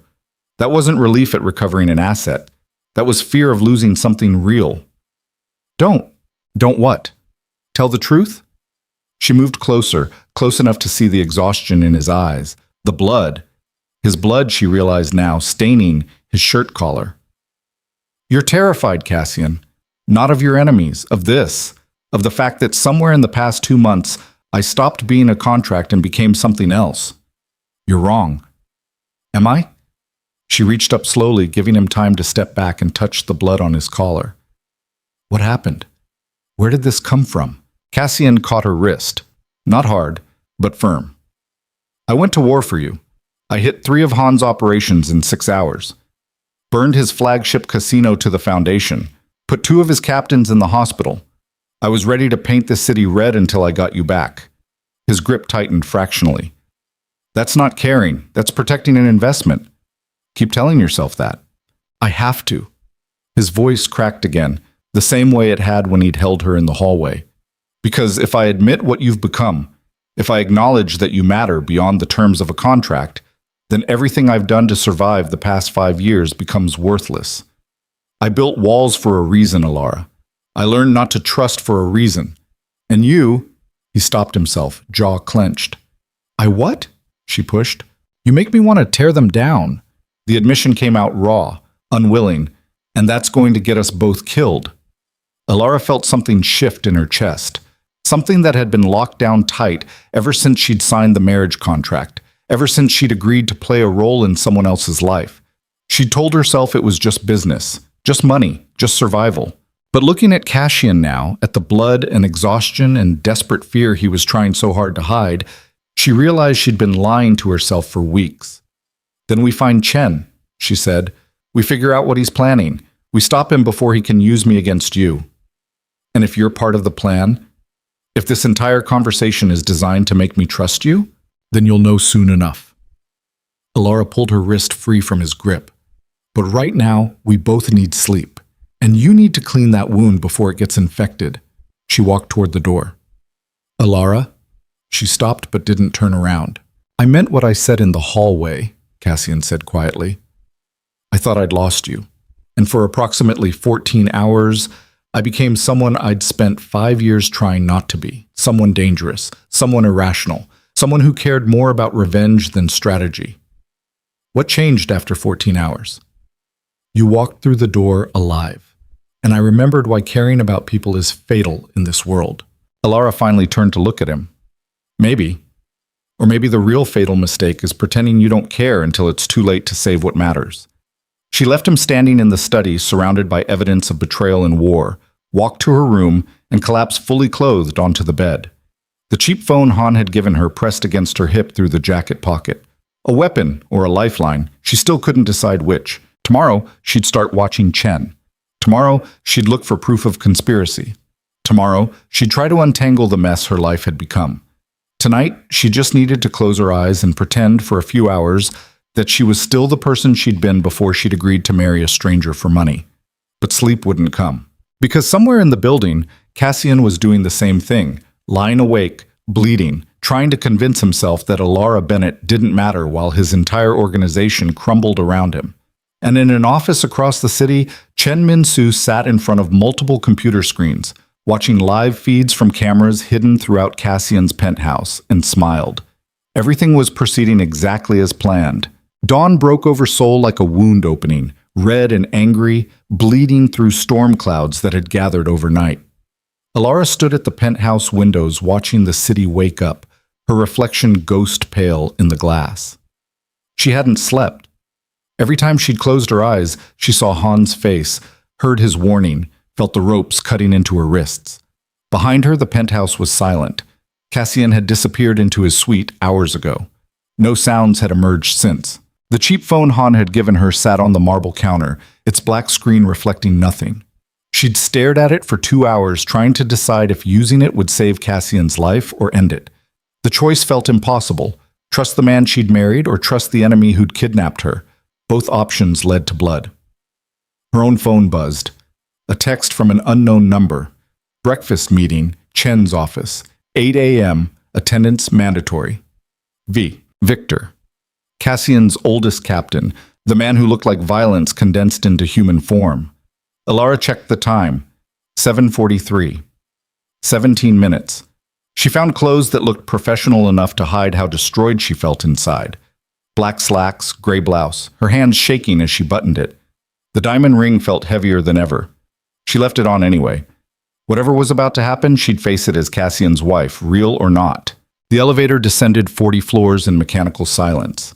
Victor waited in the lobby, massive and impassive in a dark suit that barely contained his frame. His face was bruised, fresh cuts healing on his knuckles. He'd been in the fighting last night, the violence Cassian had unleashed, searching for her. "Mrs. Moretti," Victor's voice rumbled like distant thunder. "This way." He led her not to the parking garage, but to a private entrance she'd never noticed before, down a hallway that required 2 separate biometric scans. They emerged in an underground office complex that existed nowhere in the building's official blueprints.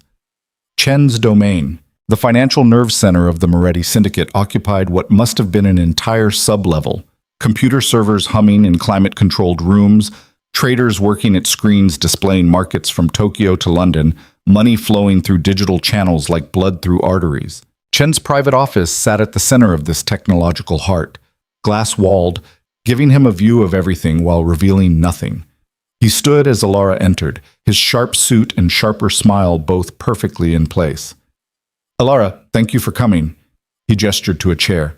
"Please, sit." Victor remained standing near the door, blocking the exit. Alara sat, her pulse hammering. "What's this about?" "Accountability." Chen moved to his desk, tapping something on his computer. The glass walls went opaque, privacy mode activated. "You were kidnapped from Cassian's personal study 19 hours ago.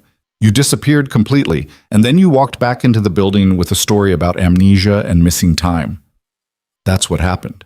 That's what you claim happened." Chen's smile didn't waver. "But I've spent the past 12 years protecting Cassian from people who want to hurt him, and right now you're the biggest threat he's ever faced. I'm his wife. You're a variable we can't control." Chen opened a folder, physical paper, deliberately analog in this digital fortress. "Han Jae-sung released you, not traded you, not ransomed you, just let you walk away. Why?" "I don't know. I think you do." Chen slid a photograph across the desk. It showed Alara getting into a car 3 blocks from the building, taken from a traffic camera at 4:17 a.m. "This vehicle belongs to the Baekdu syndicate.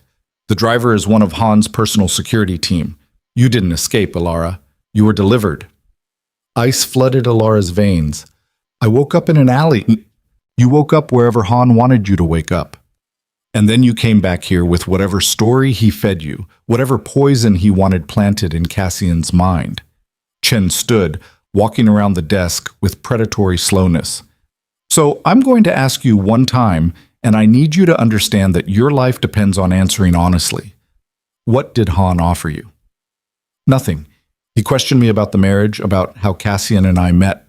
"Did he tell you I arranged everything?" Chen's voice went very quiet.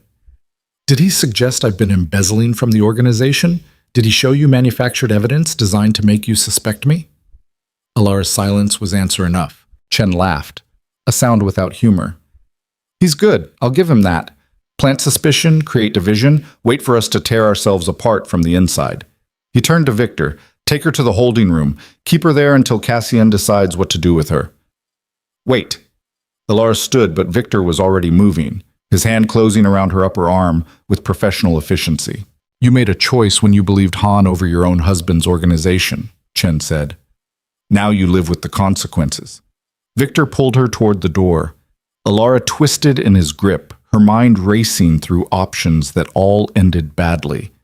Chen's lying. He's the one who set everything up. The marriage, the embezzlement. Enough!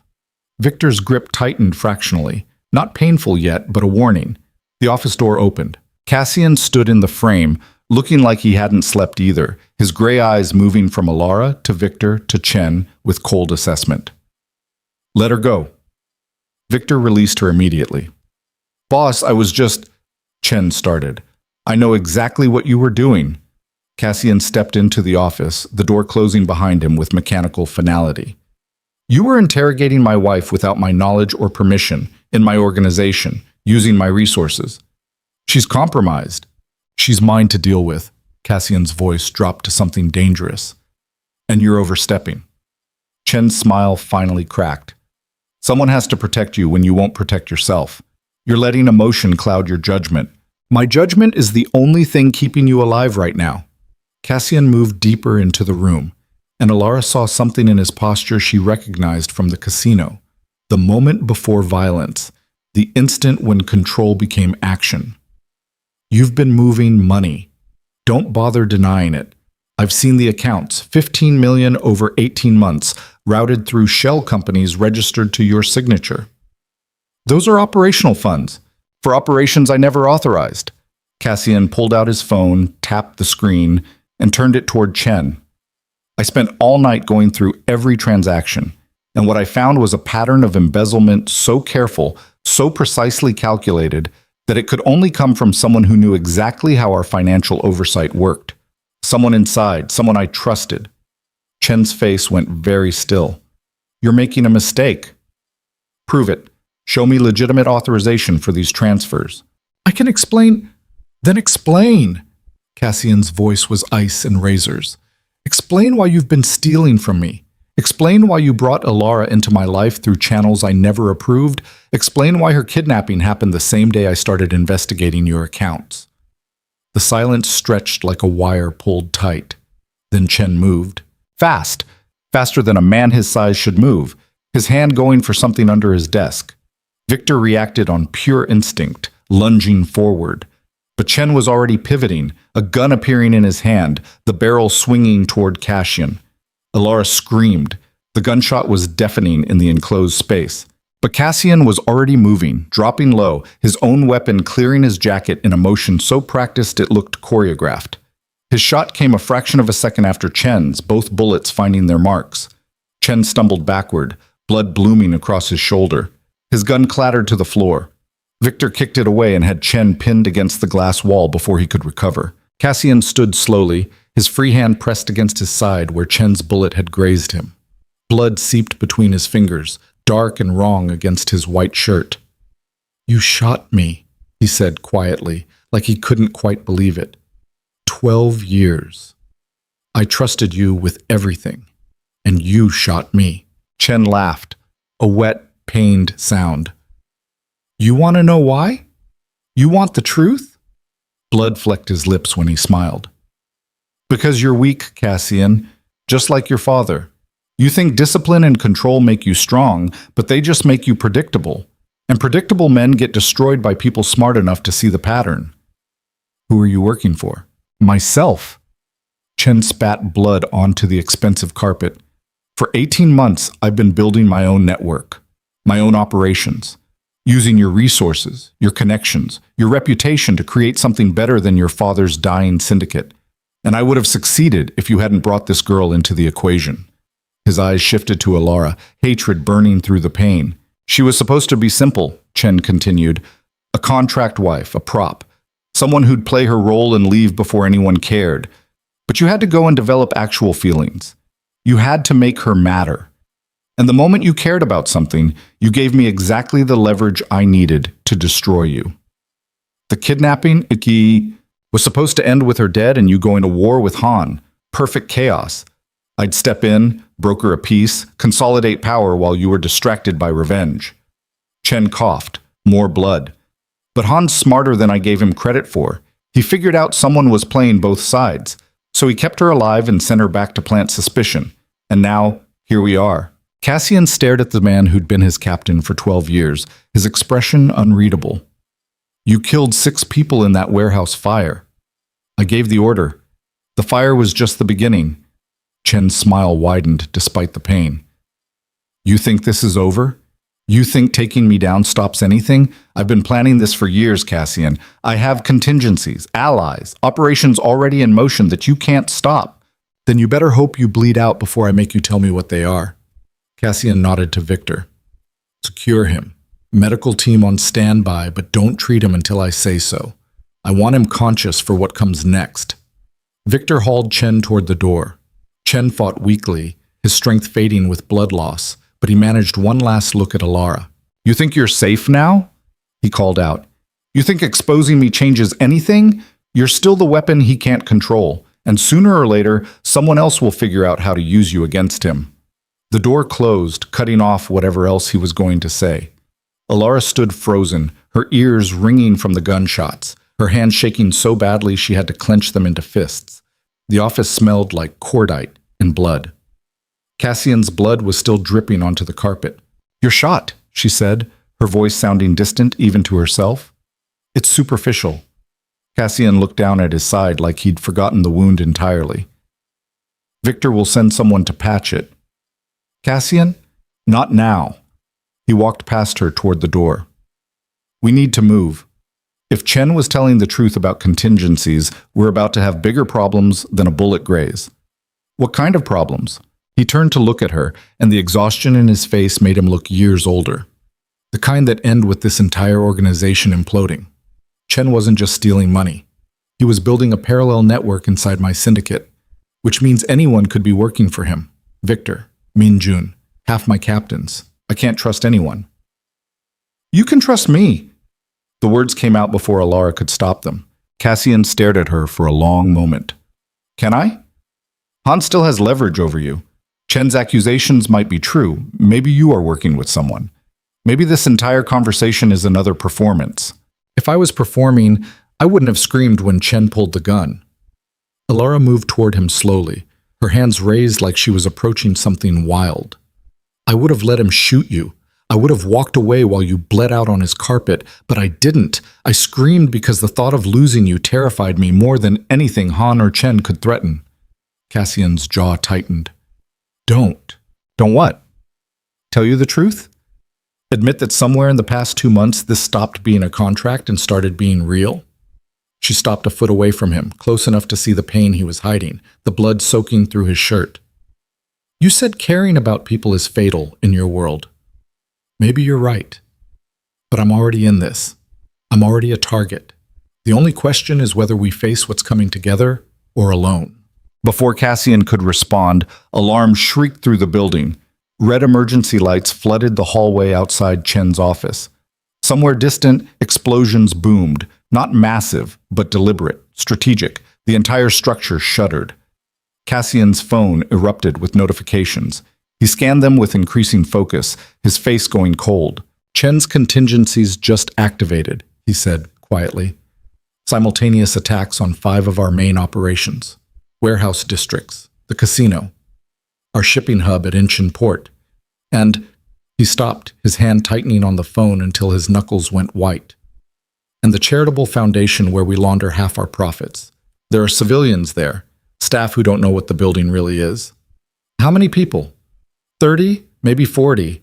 Cassian was already moving toward the door. "Victor." The captain appeared within seconds, blood on his hands from securing Chen. "Status," Cassian barked. "Coordinated strikes across all major holdings. Chen's network activated simultaneously. We're getting reports of—" Victor paused, listening to something on his earpiece. His face went grim.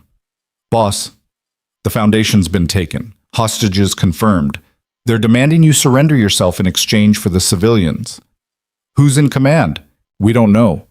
Whoever's running Chen's network kept their identity hidden even from Chen."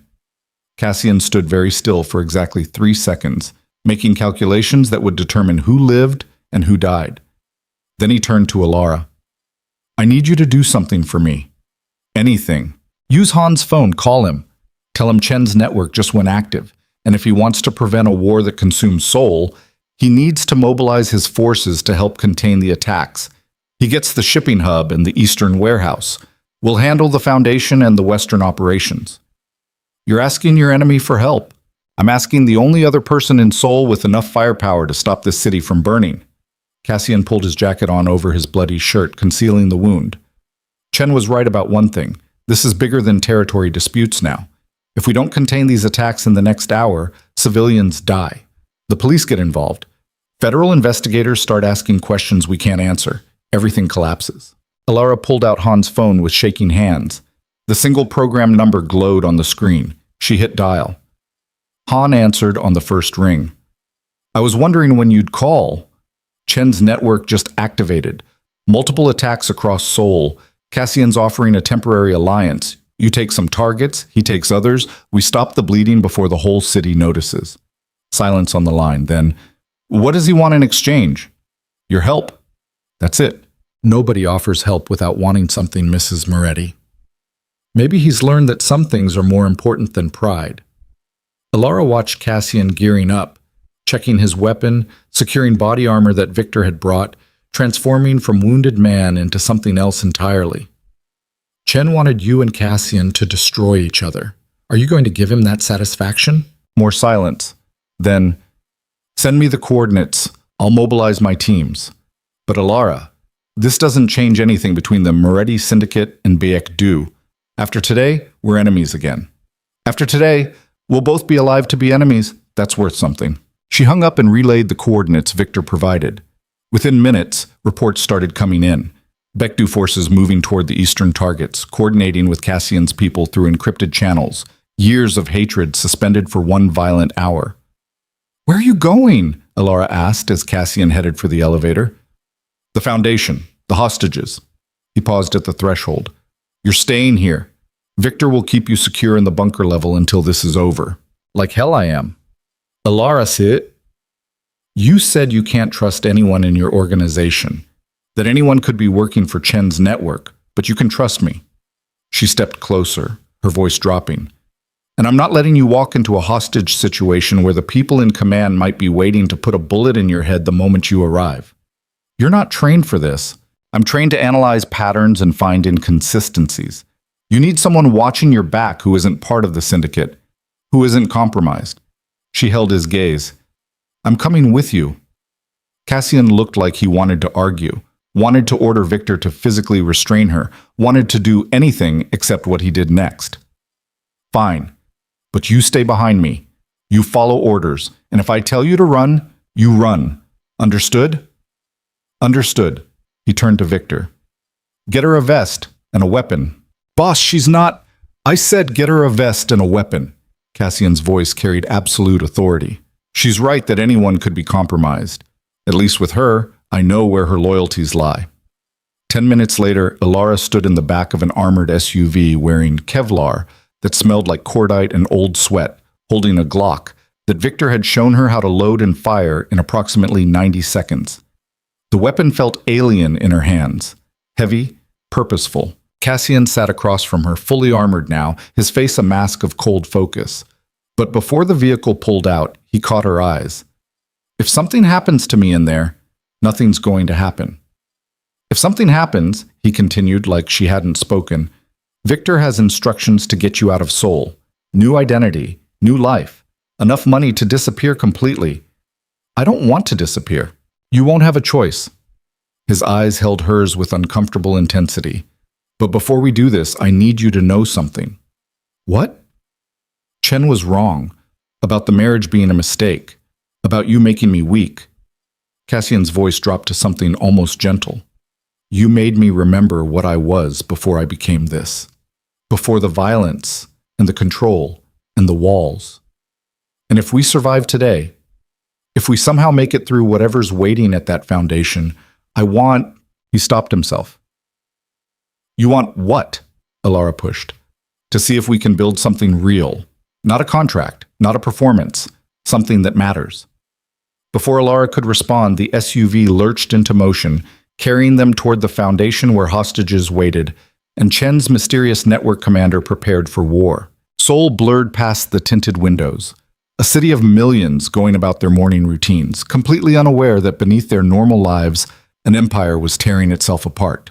The foundation occupied a modern building in Gangnam, all glass and steel and expensive landscaping. From the outside, it looked like every other corporate structure lining the boulevard. But Cassian had explained in clipped sentences during the drive, the basement levels housed servers that tracked every financial transaction in the syndicate. The third floor contained enough hard evidence to bring down half of Seoul's political establishment, and the rooftop held an emergency escape route that led to a private helicopter pad. Now surrounded by police barriers and news crews kept at a distance by cops on Chen's payroll, the building looked like what it was, a fortress under siege. Victor's phone buzzed with constant updates from teams coordinating across the city. The eastern attacks were being contained, Han's forces proving as efficient as Cassian's. But the Foundation remained locked down, hostages still inside, demands unchanged. They want you to walk in alone, Victor relayed, unarmed. In exchange, they release the civilians. It's a trap, Elara said immediately. Obviously. Cassian stared at the building's glass facade, calculating angles and risks. But those people inside don't deserve to die because I made enemies. So I'm going in. Not alone. Elara checked her weapon the way Victor had taught her. Magazine secure, safety off, one round chambered. Her hands had stopped shaking. I'll go with you. 2 people are harder to ambush than 1. Absolutely not. You don't get to decide. She met his eyes. You said if we survived today, you wanted to build something real. Can't build anything if you're dead. So either we do this together, or I follow you in anyway, and we both die stupid. Cassian looked at her like he was seeing someone new, someone dangerous, someone who'd made a choice that couldn't be unmade. All right, he said finally, together. But the moment shooting starts, you get behind cover and you stay there. This isn't negotiable. They exited the SUV into gray morning light, both of them wearing Kevlar underjackets that did nothing to conceal what they were. Cassian's remaining captains, the ones he still trusted, had taken positions around the perimeter. Snipers on adjacent rooftops, breach teams ready to storm the building if negotiations failed. But Cassian had been clear, no assault while civilians remained inside.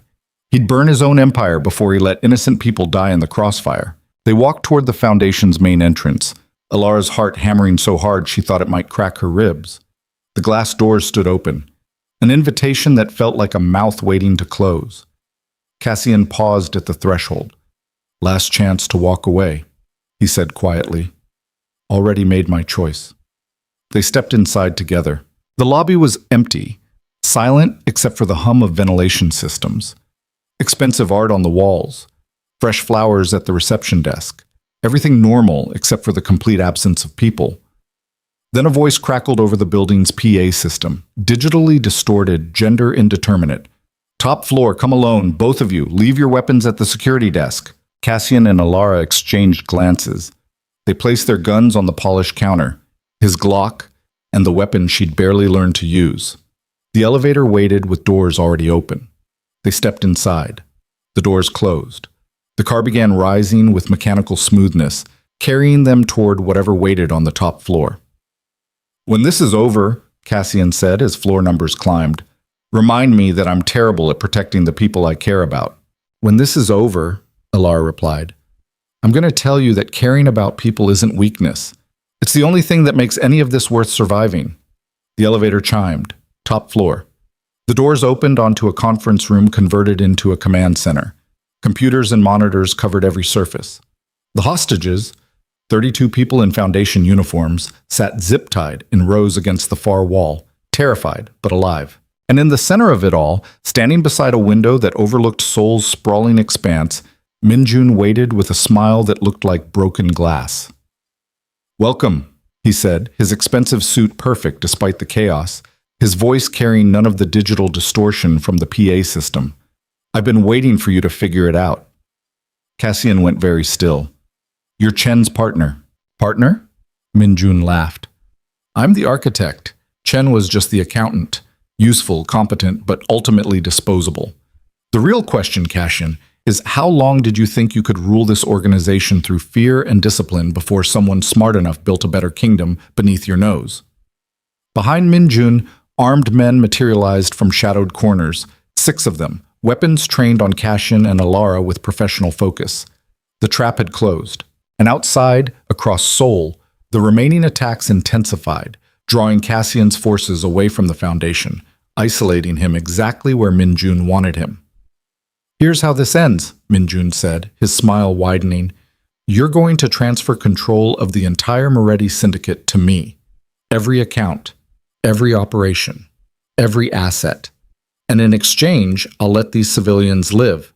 Refuse, and I start executing them one by one until you change your mind. He pulled a gun from his jacket and pressed it against the head of the nearest hostage, a young woman in her 20s, tears streaming down her face. So what's it going to be, Cassian? Your empire or their lives? Cassian stood at the center of the room, unarmed, surrounded by enemies, staring at the gun pressed against an innocent woman's temple. And for the first time in 5 years, the feared king of Seoul's underworld had absolutely no idea how to win. The gun pressed against the hostage's temple made a sound when Minjun cocked it, metal sliding against metal, a mechanical whisper that filled the entire conference room. The young woman's breathing came in shallow gasps, her eyes squeezed shut, tears cutting tracks through her makeup. Cassian stood perfectly still, his hands visible at his sides, his face carved from ice. But Alara could see the calculation happening behind his eyes, measuring distances, counting armed men, assessing odds that looked impossible from every angle. "Transfer the accounts," Minjun repeated, his finger resting on the trigger with casual certainty. "You have 30 seconds before I demonstrate how serious I am." "You kill her, you lose your leverage," Cassian said quietly. "I have 32 hostages. I can afford to lose one to make my point." Minjun smiled. 20 seconds. Alara's mind raced. 6 armed men positioned around the room's perimeter. Cassian unarmed, herself unarmed, 32 civilians whose lives depended on decisions made in the next handful of seconds. The math was brutal, the options were worse, but she'd spent her entire career finding patterns in chaos, spotting the inconsistencies that revealed deeper truths. And looking at Minjun now, at his perfect suit, his controlled smile, his gun pressed against a woman's head, she saw something that didn't fit. "You're not going to shoot her," Alara heard herself say. Every eye in the room turned toward her. Minjun's smile widened. "Excuse me? You're not going to shoot her because you're not actually in control here." Alara took a step forward, forcing her voice to stay level even as her heart tried to hammer through her ribs. "Chen was the architect of this operation, not you. You were just the face he put forward, the distraction. And now that Chen's been captured, you're improvising badly." "Alara," Cassian's voice carried a warning. She ignored him. "Look at the armed men. Look at their positions. They're not watching the hostages. They're watching you, Minjun, because they don't trust you to follow through, because Chen never gave you real authority over his network, just enough rope to hang yourself if things went wrong." Minjun's smile finally cracked. "Shut up." Chen needed someone expendable in case Cassian figured out the betrayal, someone who could take the fall while the real power structure remained hidden.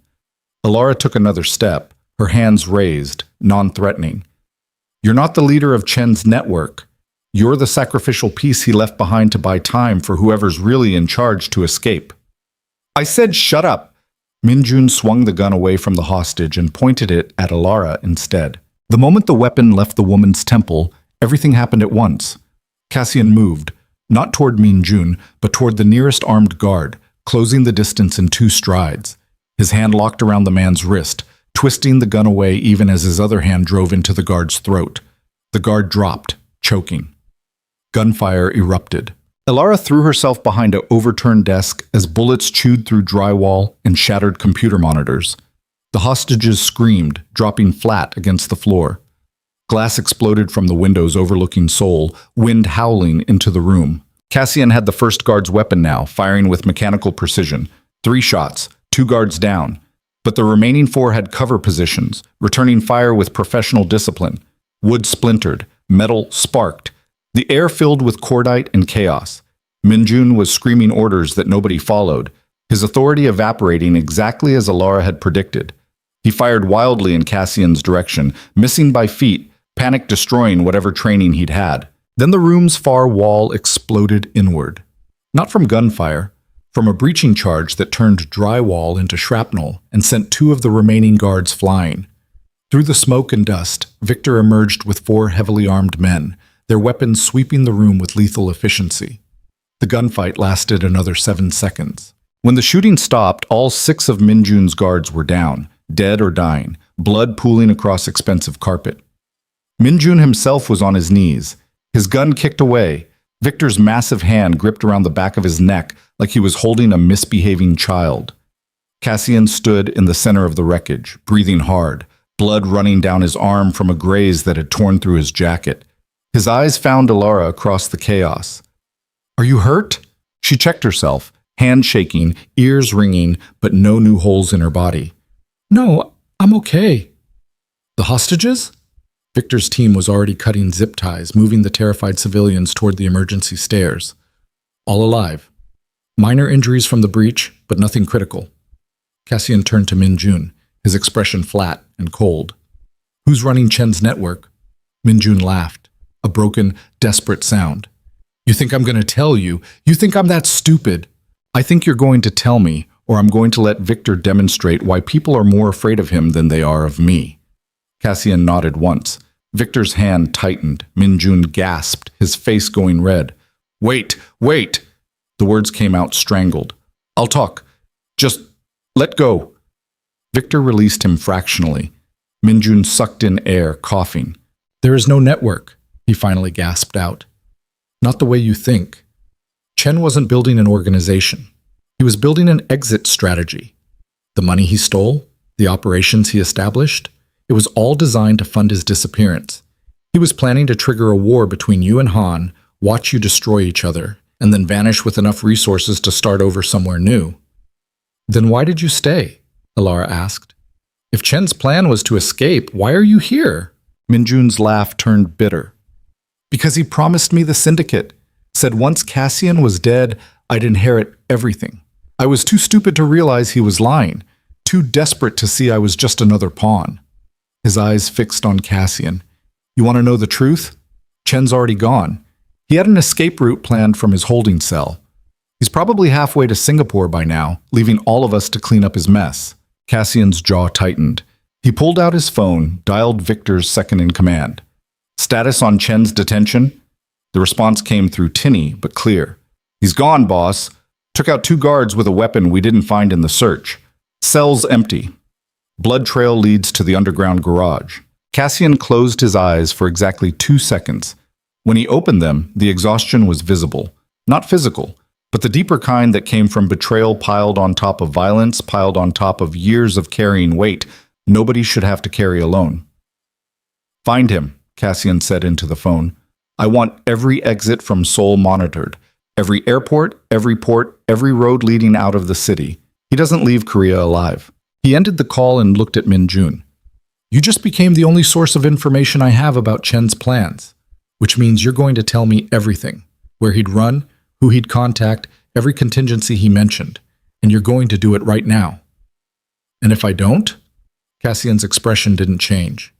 Then Victor spends the next several hours finding out exactly how much pain you can endure before you break. Your choice. Min Jun stared at him for a long moment. Then his shoulders slumped in defeat. He has a safe house in Busan, private marina, boat registered to a shell company. He mentioned it once when we were drinking, said it was his retirement plan. That's all I know, I swear. Victor. Take him to a secure location, extract everything he knows. If he's lying, you know what to do. Victor hauled Min Jun to his feet and dragged him toward the stairs.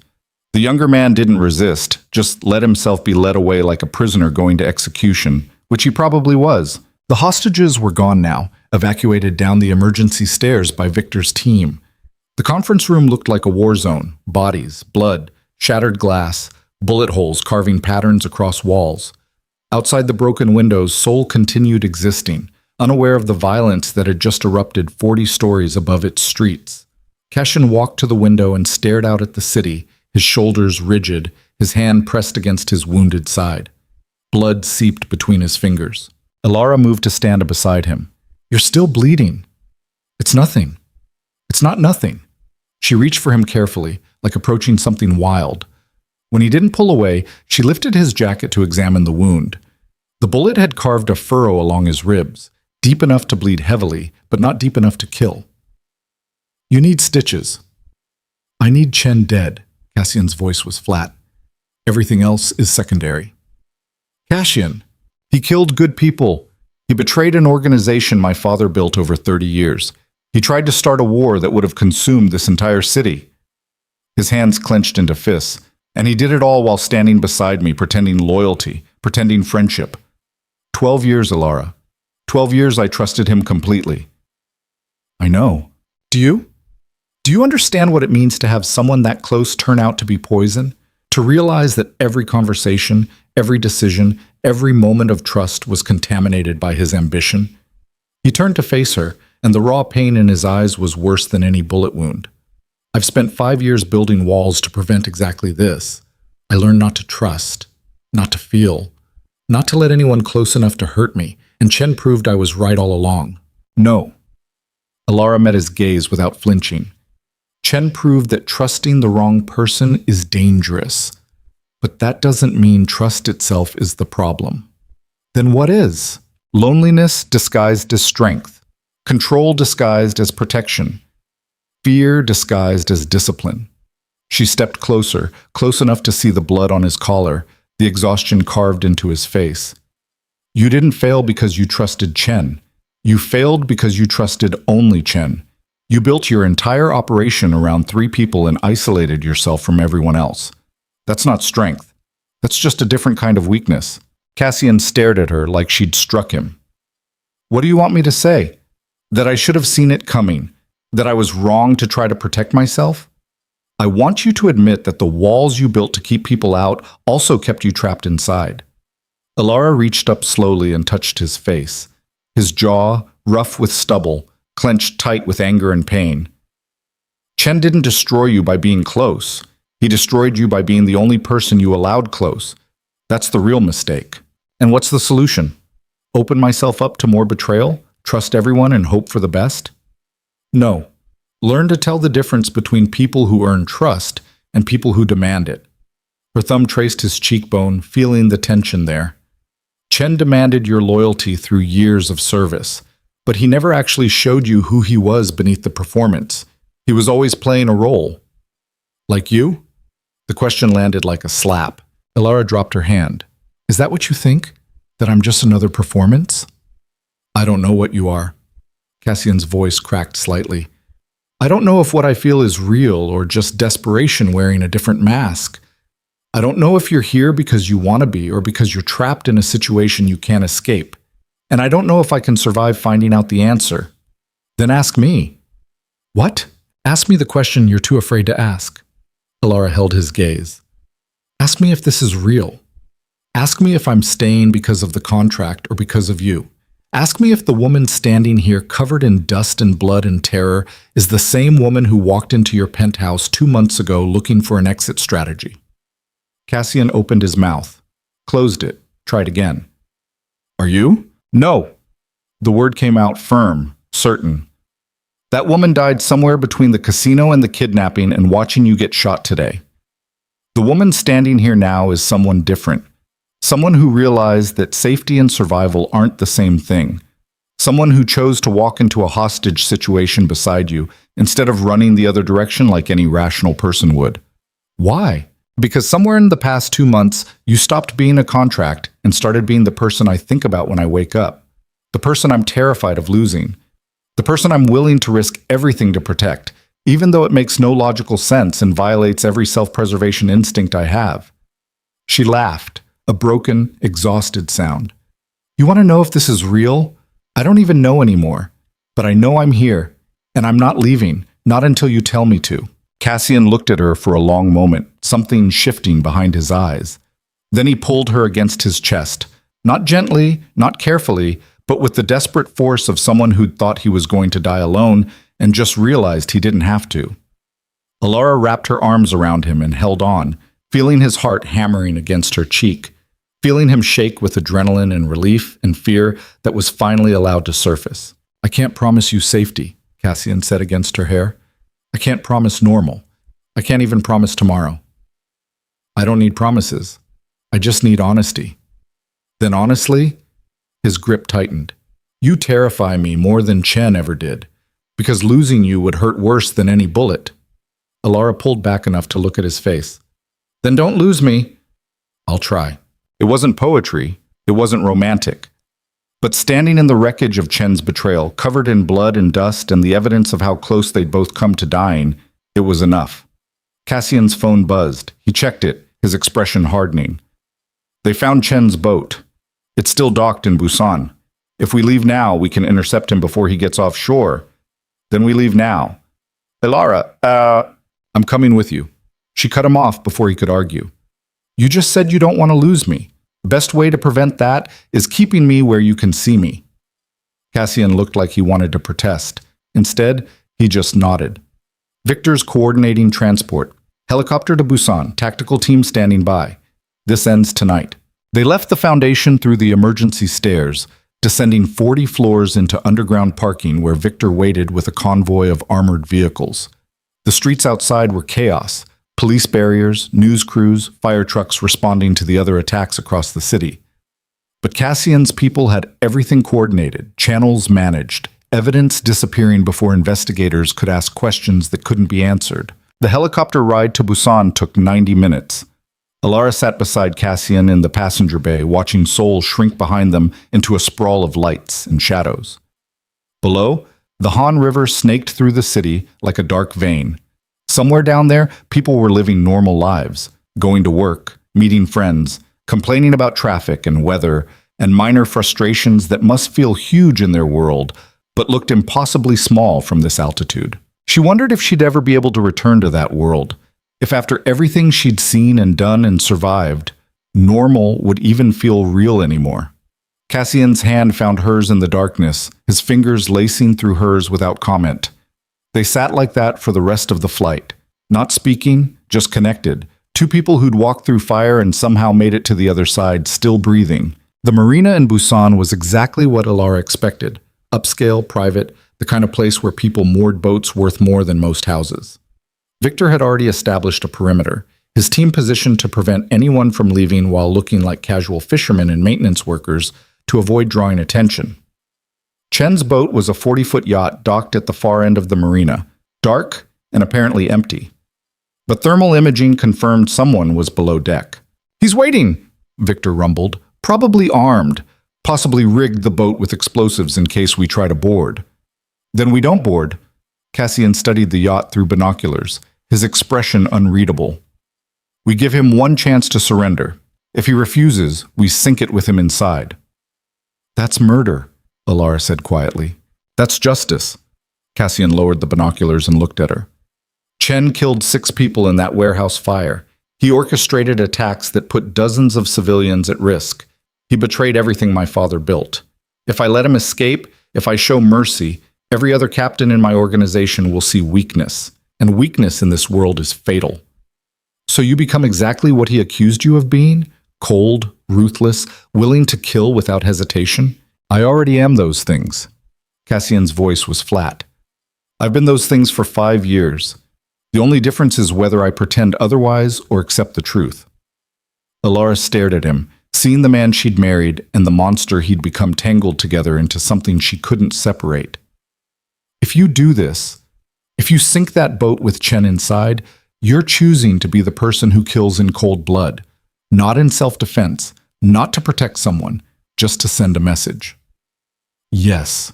And you can live with that?" Cassian was quiet for a long moment, his eyes fixed on the yacht. "I've lived with worse." Before Alara could respond, movement on the boat. Chen emerged from below deck, his shoulder bandaged from the earlier gunshot, his face haggard in the marina's security lights. He stood on the deck like he was waiting for them, his hands visible and empty. Cassian's phone rang. Unknown number. He answered on speaker. Chen's voice came through, tired and resigned. "I knew you'd find me. I counted on it, actually." "Then you're either suicidal or you have one last card to play." Cassian's tone was conversational, but his eyes were ice. "Which is it?" "Neither. I'm just tired of running." Chen laughed without humor. 12 years, Cassian. 12 years I stood beside you, watching you turn our organization into something your father wouldn't recognize. He built the syndicate to provide for people, to create opportunities, to give power to those who had none. But you? You turned it into an empire built on fear. My father's vision got him killed by rivals who saw compassion as weakness. And your vision is getting you killed by allies who see isolation as opportunity. Chen coughed, the sound wet and painful. "I didn't betray you because I wanted power. I betrayed you because you'd already betrayed everything the Moretti Syndicate was supposed to stand for. You killed innocent people. So have you. The only difference is I'm honest about it." Chen moved to the yacht's railing, looking directly at where Cassian stood on the dock. "So here's my final offer. You let me leave. I disappear. And in exchange, I don't release the evidence I've compiled over the past 18 months. Every illegal operation, every political bribe, every body you've buried. I send it to federal investigators, and your empire collapses by morning. You're bluffing. Am I? Chen held up a phone. This device is connected to a dead man's switch. If my heart stops, if I don't check in every 6 hours, everything gets released automatically. So go ahead, sink the boat, kill me, and watch everything you've built burn. Cassian stood perfectly still, weighing options that all led to different kinds of destruction. Alara could see the calculation happening, the same cold analysis he'd used in the Foundation, in the penthouse, in every crisis that had led them to this moment. Then she saw something else. Exhaustion, the kind that went deeper than physical fatigue, deeper than stress or violence. The exhaustion of someone who'd been fighting so long he'd forgotten what he was fighting for. Let him go, Alara said quietly. Cassian turned to stare at her. What? Let him go. Call off your teams. Let Chen sail away. She met his eyes. You said killing him was justice, but it's not. It's just revenge. And revenge is what keeps this cycle going. Your father died. You became worse than him to survive. Chen betrayed you because he hated what you'd become. If you kill him now, someone else will rise up to challenge you for the same reasons. It never ends, Cassian, not unless you choose to end it. You don't understand. I understand perfectly. Her voice remained steady. I understand you're at a crossroads. One direction leads to more violence, more isolation, more years of being feared instead of respected. The other direction leads to something different, harder, scarier, but maybe, possibly, actually worth surviving for. Cassian looked at her like she was asking him to cut off his own arm. If I let him go, I look weak. If you let him go, you look like someone strong enough to choose mercy over ego. Alara stepped closer. Chen's already defeated. His network is destroyed. His allies are dead or captured. The only thing left is whether you kill a beaten man to prove a point or let him disappear and prove you're more than just violence wearing a suit. The silence stretched. Chen waited on the yacht, his phone still raised, his expression unreadable across the distance. Victor stood ready with his team, weapons trained, waiting for orders. And Cassian stood at the center of it all, the feared king of Seoul's underworld, facing the hardest decision of his life. Finally, he raised his phone. You have 24 hours to get out of Korea. After that, if I ever see you again, mercy is off the table. Understood? Chen's relief was audible, even through the phone. Understood. And Chen? The next person who tries to build an empire inside mine won't get this courtesy. They'll just get a bullet. I believe you. Chen lowered his phone. For what it's worth, Cassian, I hope she's worth it. I hope whatever you're building with her is real, because you're throwing away everything else to find out. The call ended. Chen disappeared below deck. Minutes later, the yacht's engines rumbled to life, pulling away from the dock with mechanical slowness. It motored toward open water, running lights blinking against the dark ocean, carrying Chen toward whatever life waited for him beyond Korea's borders. Victor approached, his expression carefully neutral. Boss, the teams are asking if we're letting him go. Yes. They won't understand. They don't have to. Cassian turned away from the water. Anyone who questions the decision can join Chen in exile. Make that very clear. Victor nodded and moved away, already speaking into his radio in low tones. Alara watched the yacht disappear into darkness. You made the right choice. Did I? Cassian's voice was hollow. Or did I just prove I'm exactly as weak as Chen said? You proved you're strong enough to break the pattern. That's not weakness. That's evolution. They stood on the dock for a long time, watching the ocean swallow Chen's yacht into its vast emptiness.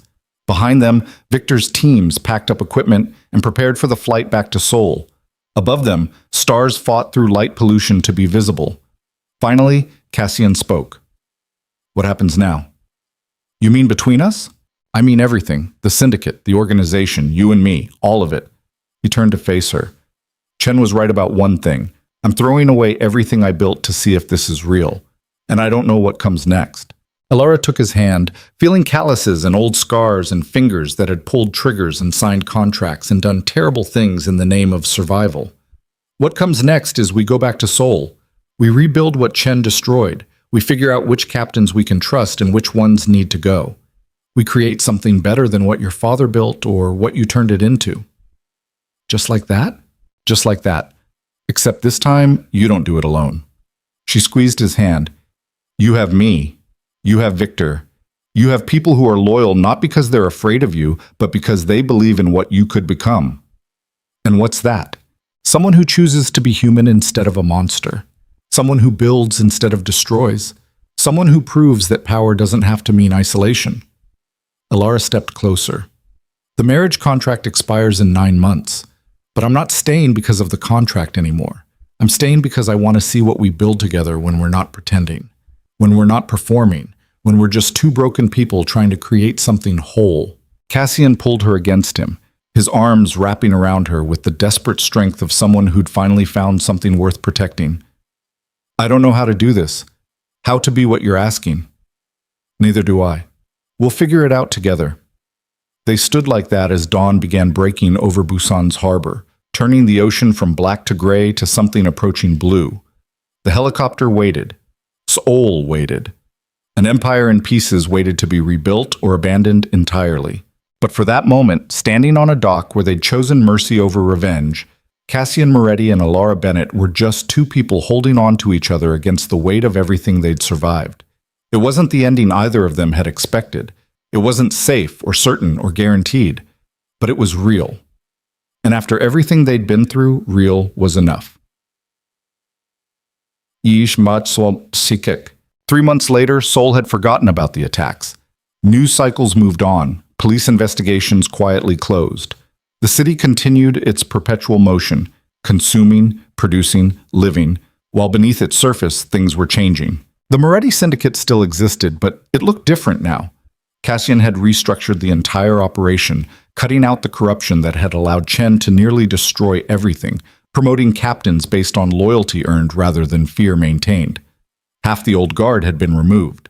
New people had risen, younger, hungrier, but also more carefully vetted. It was slower, more deliberate, less profitable in the short term, but more stable in ways that mattered.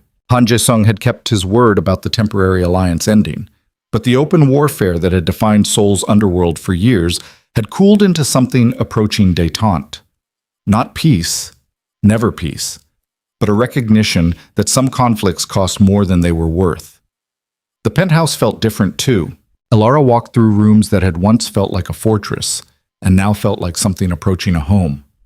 Coffee cups left on counters, books scattered across the leather sofa, music playing softly in the background. Not the silence Cassian had surrounded himself with for years, but actual sound that filled space instead of emphasizing emptiness. She found him in his study, standing at the same window where they'd first talked, where the kidnapping had started, where so much had begun and nearly ended. He was drinking coffee instead of whiskey, watching the city wake up to another morning. "You're up early," Alara said from the doorway. "Couldn't sleep." Cassian turned, his expression softer than it had been 3 months ago, but still carrying shadows. "I was thinking about the contract." "What about it?" "It expires in 6 months. The original terms were 1 year. We're past the halfway point." Alara walked to stand beside him, looking out at Seoul sprawling below. "Are you having second thoughts?" "No, I'm having first thoughts." He set down his coffee. "About what happens when the contract expires. About what comes after. About whether we need a contract at all." "What do you want?" Cassian was quiet for a moment, choosing words with the same care he used for everything. "I want to burn the contract, not in 6 months. Now. I want to stop pretending this is temporary. Stop pretending you're here because of legal obligations or financial arrangements. Stop pretending I'm capable of letting you walk away when the year is up." "That's not very romantic." "I'm not romantic, I'm honest." He turned to face her fully. "You changed everything, Alara. The way I think, the way I operate, the way I see the future. And I don't want to spend the next 6 months waiting for an expiration date. I want to spend them building something permanent." Alara felt something warm spreading through her chest. Not the desperate fear from the foundation or the adrenaline from Busan, but something quieter, steadier, real in ways that had nothing to do with contracts or performances. "Then burn it," she said simply. Cassian pulled the contract from his desk drawer, the same document they'd both signed what felt like a lifetime ago, with its clinical terms and careful clauses. He walked to the fireplace that had gone unused for months and tossed the papers into the hearth. They burned quickly, curling into ash and smoke, disappearing like they'd never existed. When the last page had turned to embers, Cassian turned back to her. No more rules, no more predetermined ending, just us figuring it out as we go. Sounds terrifying. Probably. He crossed the distance between them and took her hands. But I've learned that the terrifying things are usually the ones worth surviving for. Alara looked at the man she'd married for money and desperation, seeing past the Mafia Boss and the killer and the wounded survivor to something underneath all of it. Someone who'd learned to trust again despite every instinct screaming against it. "I love you," she said, the words feeling both enormous and simple at the same time. "I don't know when it happened, somewhere between the casino and the kidnapping and watching you choose mercy over revenge. But it happened, and I'm not going anywhere." Cassian pulled her against him, his forehead resting against hers, his breath warm against her skin. "I love you too. And I'm going to spend every day proving I'm worth the risk you took on me." "You already have." They stood like that as morning light filled the penthouse, turning everything gold and possible. Outside, Seoul continued its endless motion.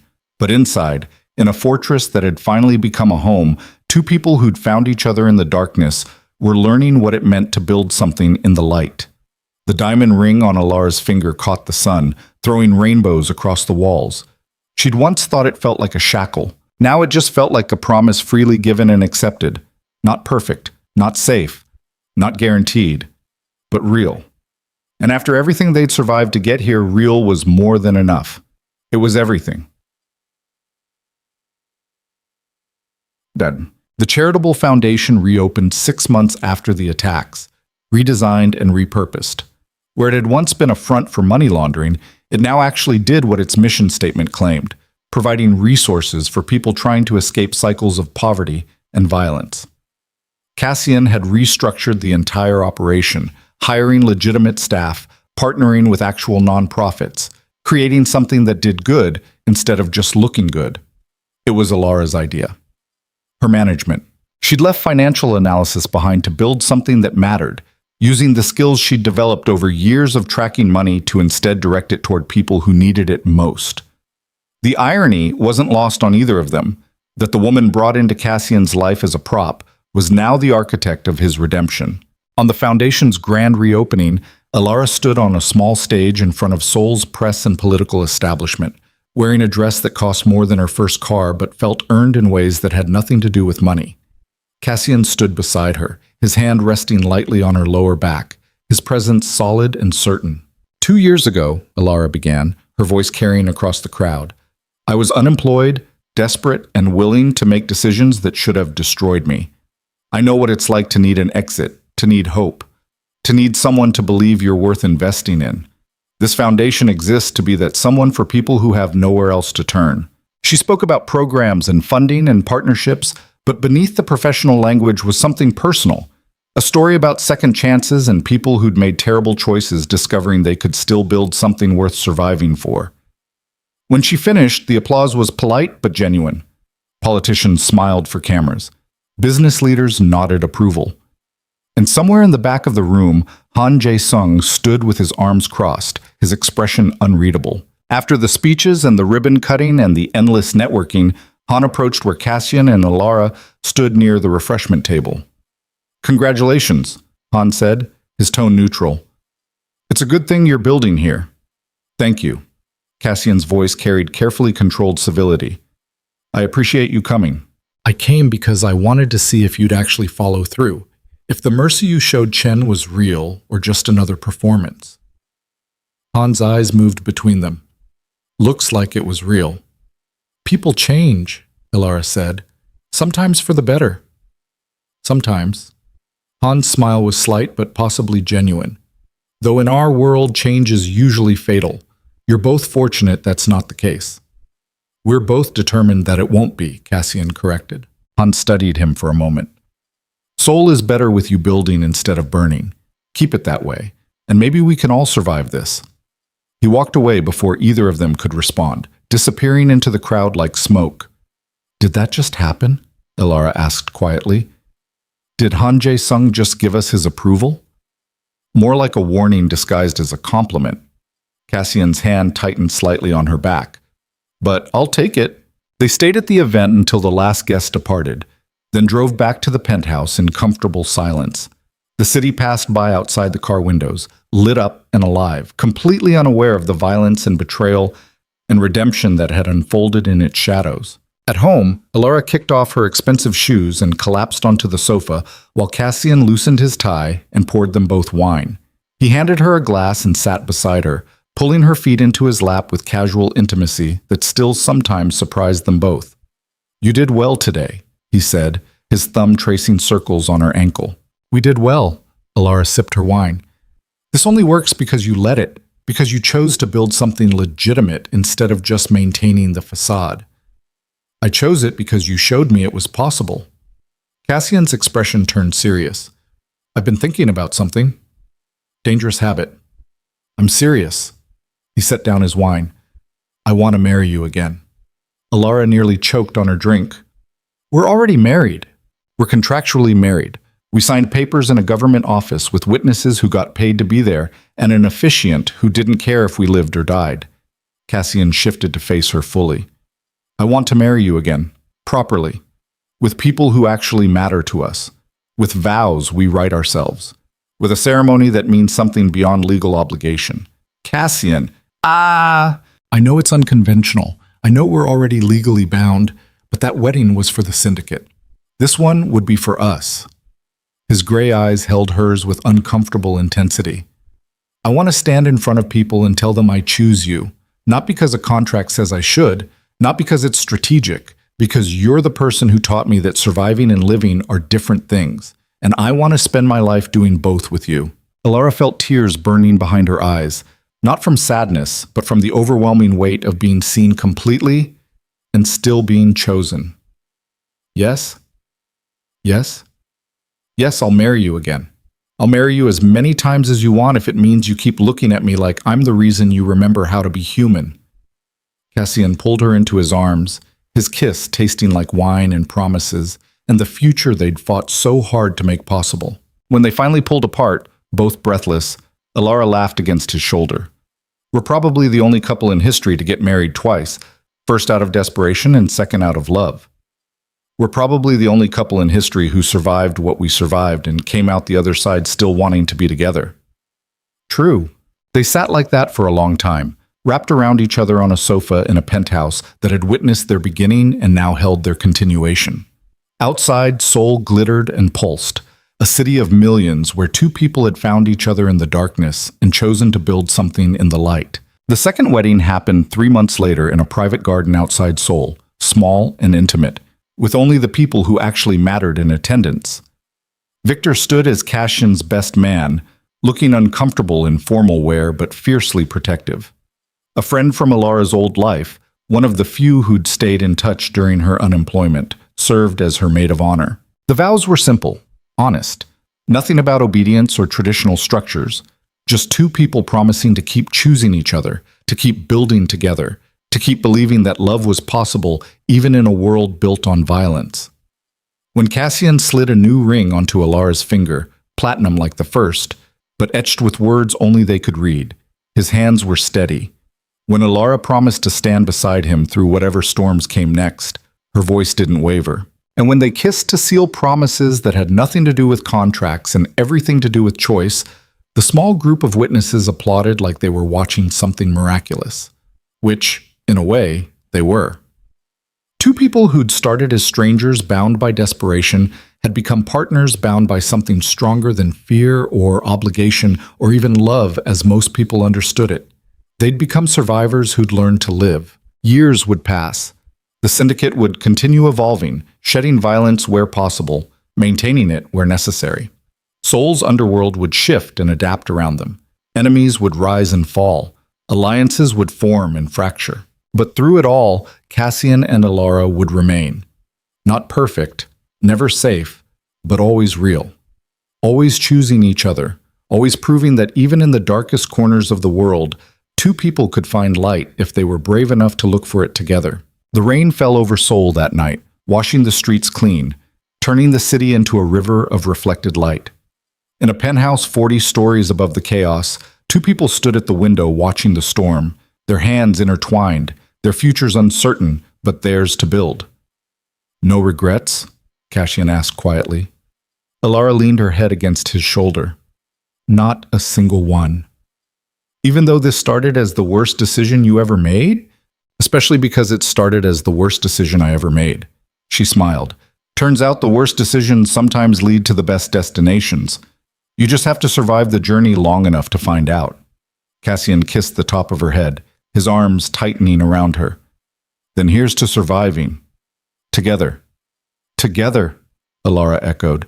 And in a city that never stopped moving, two people who'd learned to be still found peace in the storm, love in the darkness, and hope in the simple act of choosing each other again and again and again.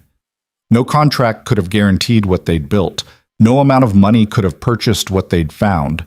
But standing there together, watching Seoul breathe and pulse and live beneath them, they knew they'd discovered something rarer than power or safety or even happiness. They'd discovered what it meant to be home.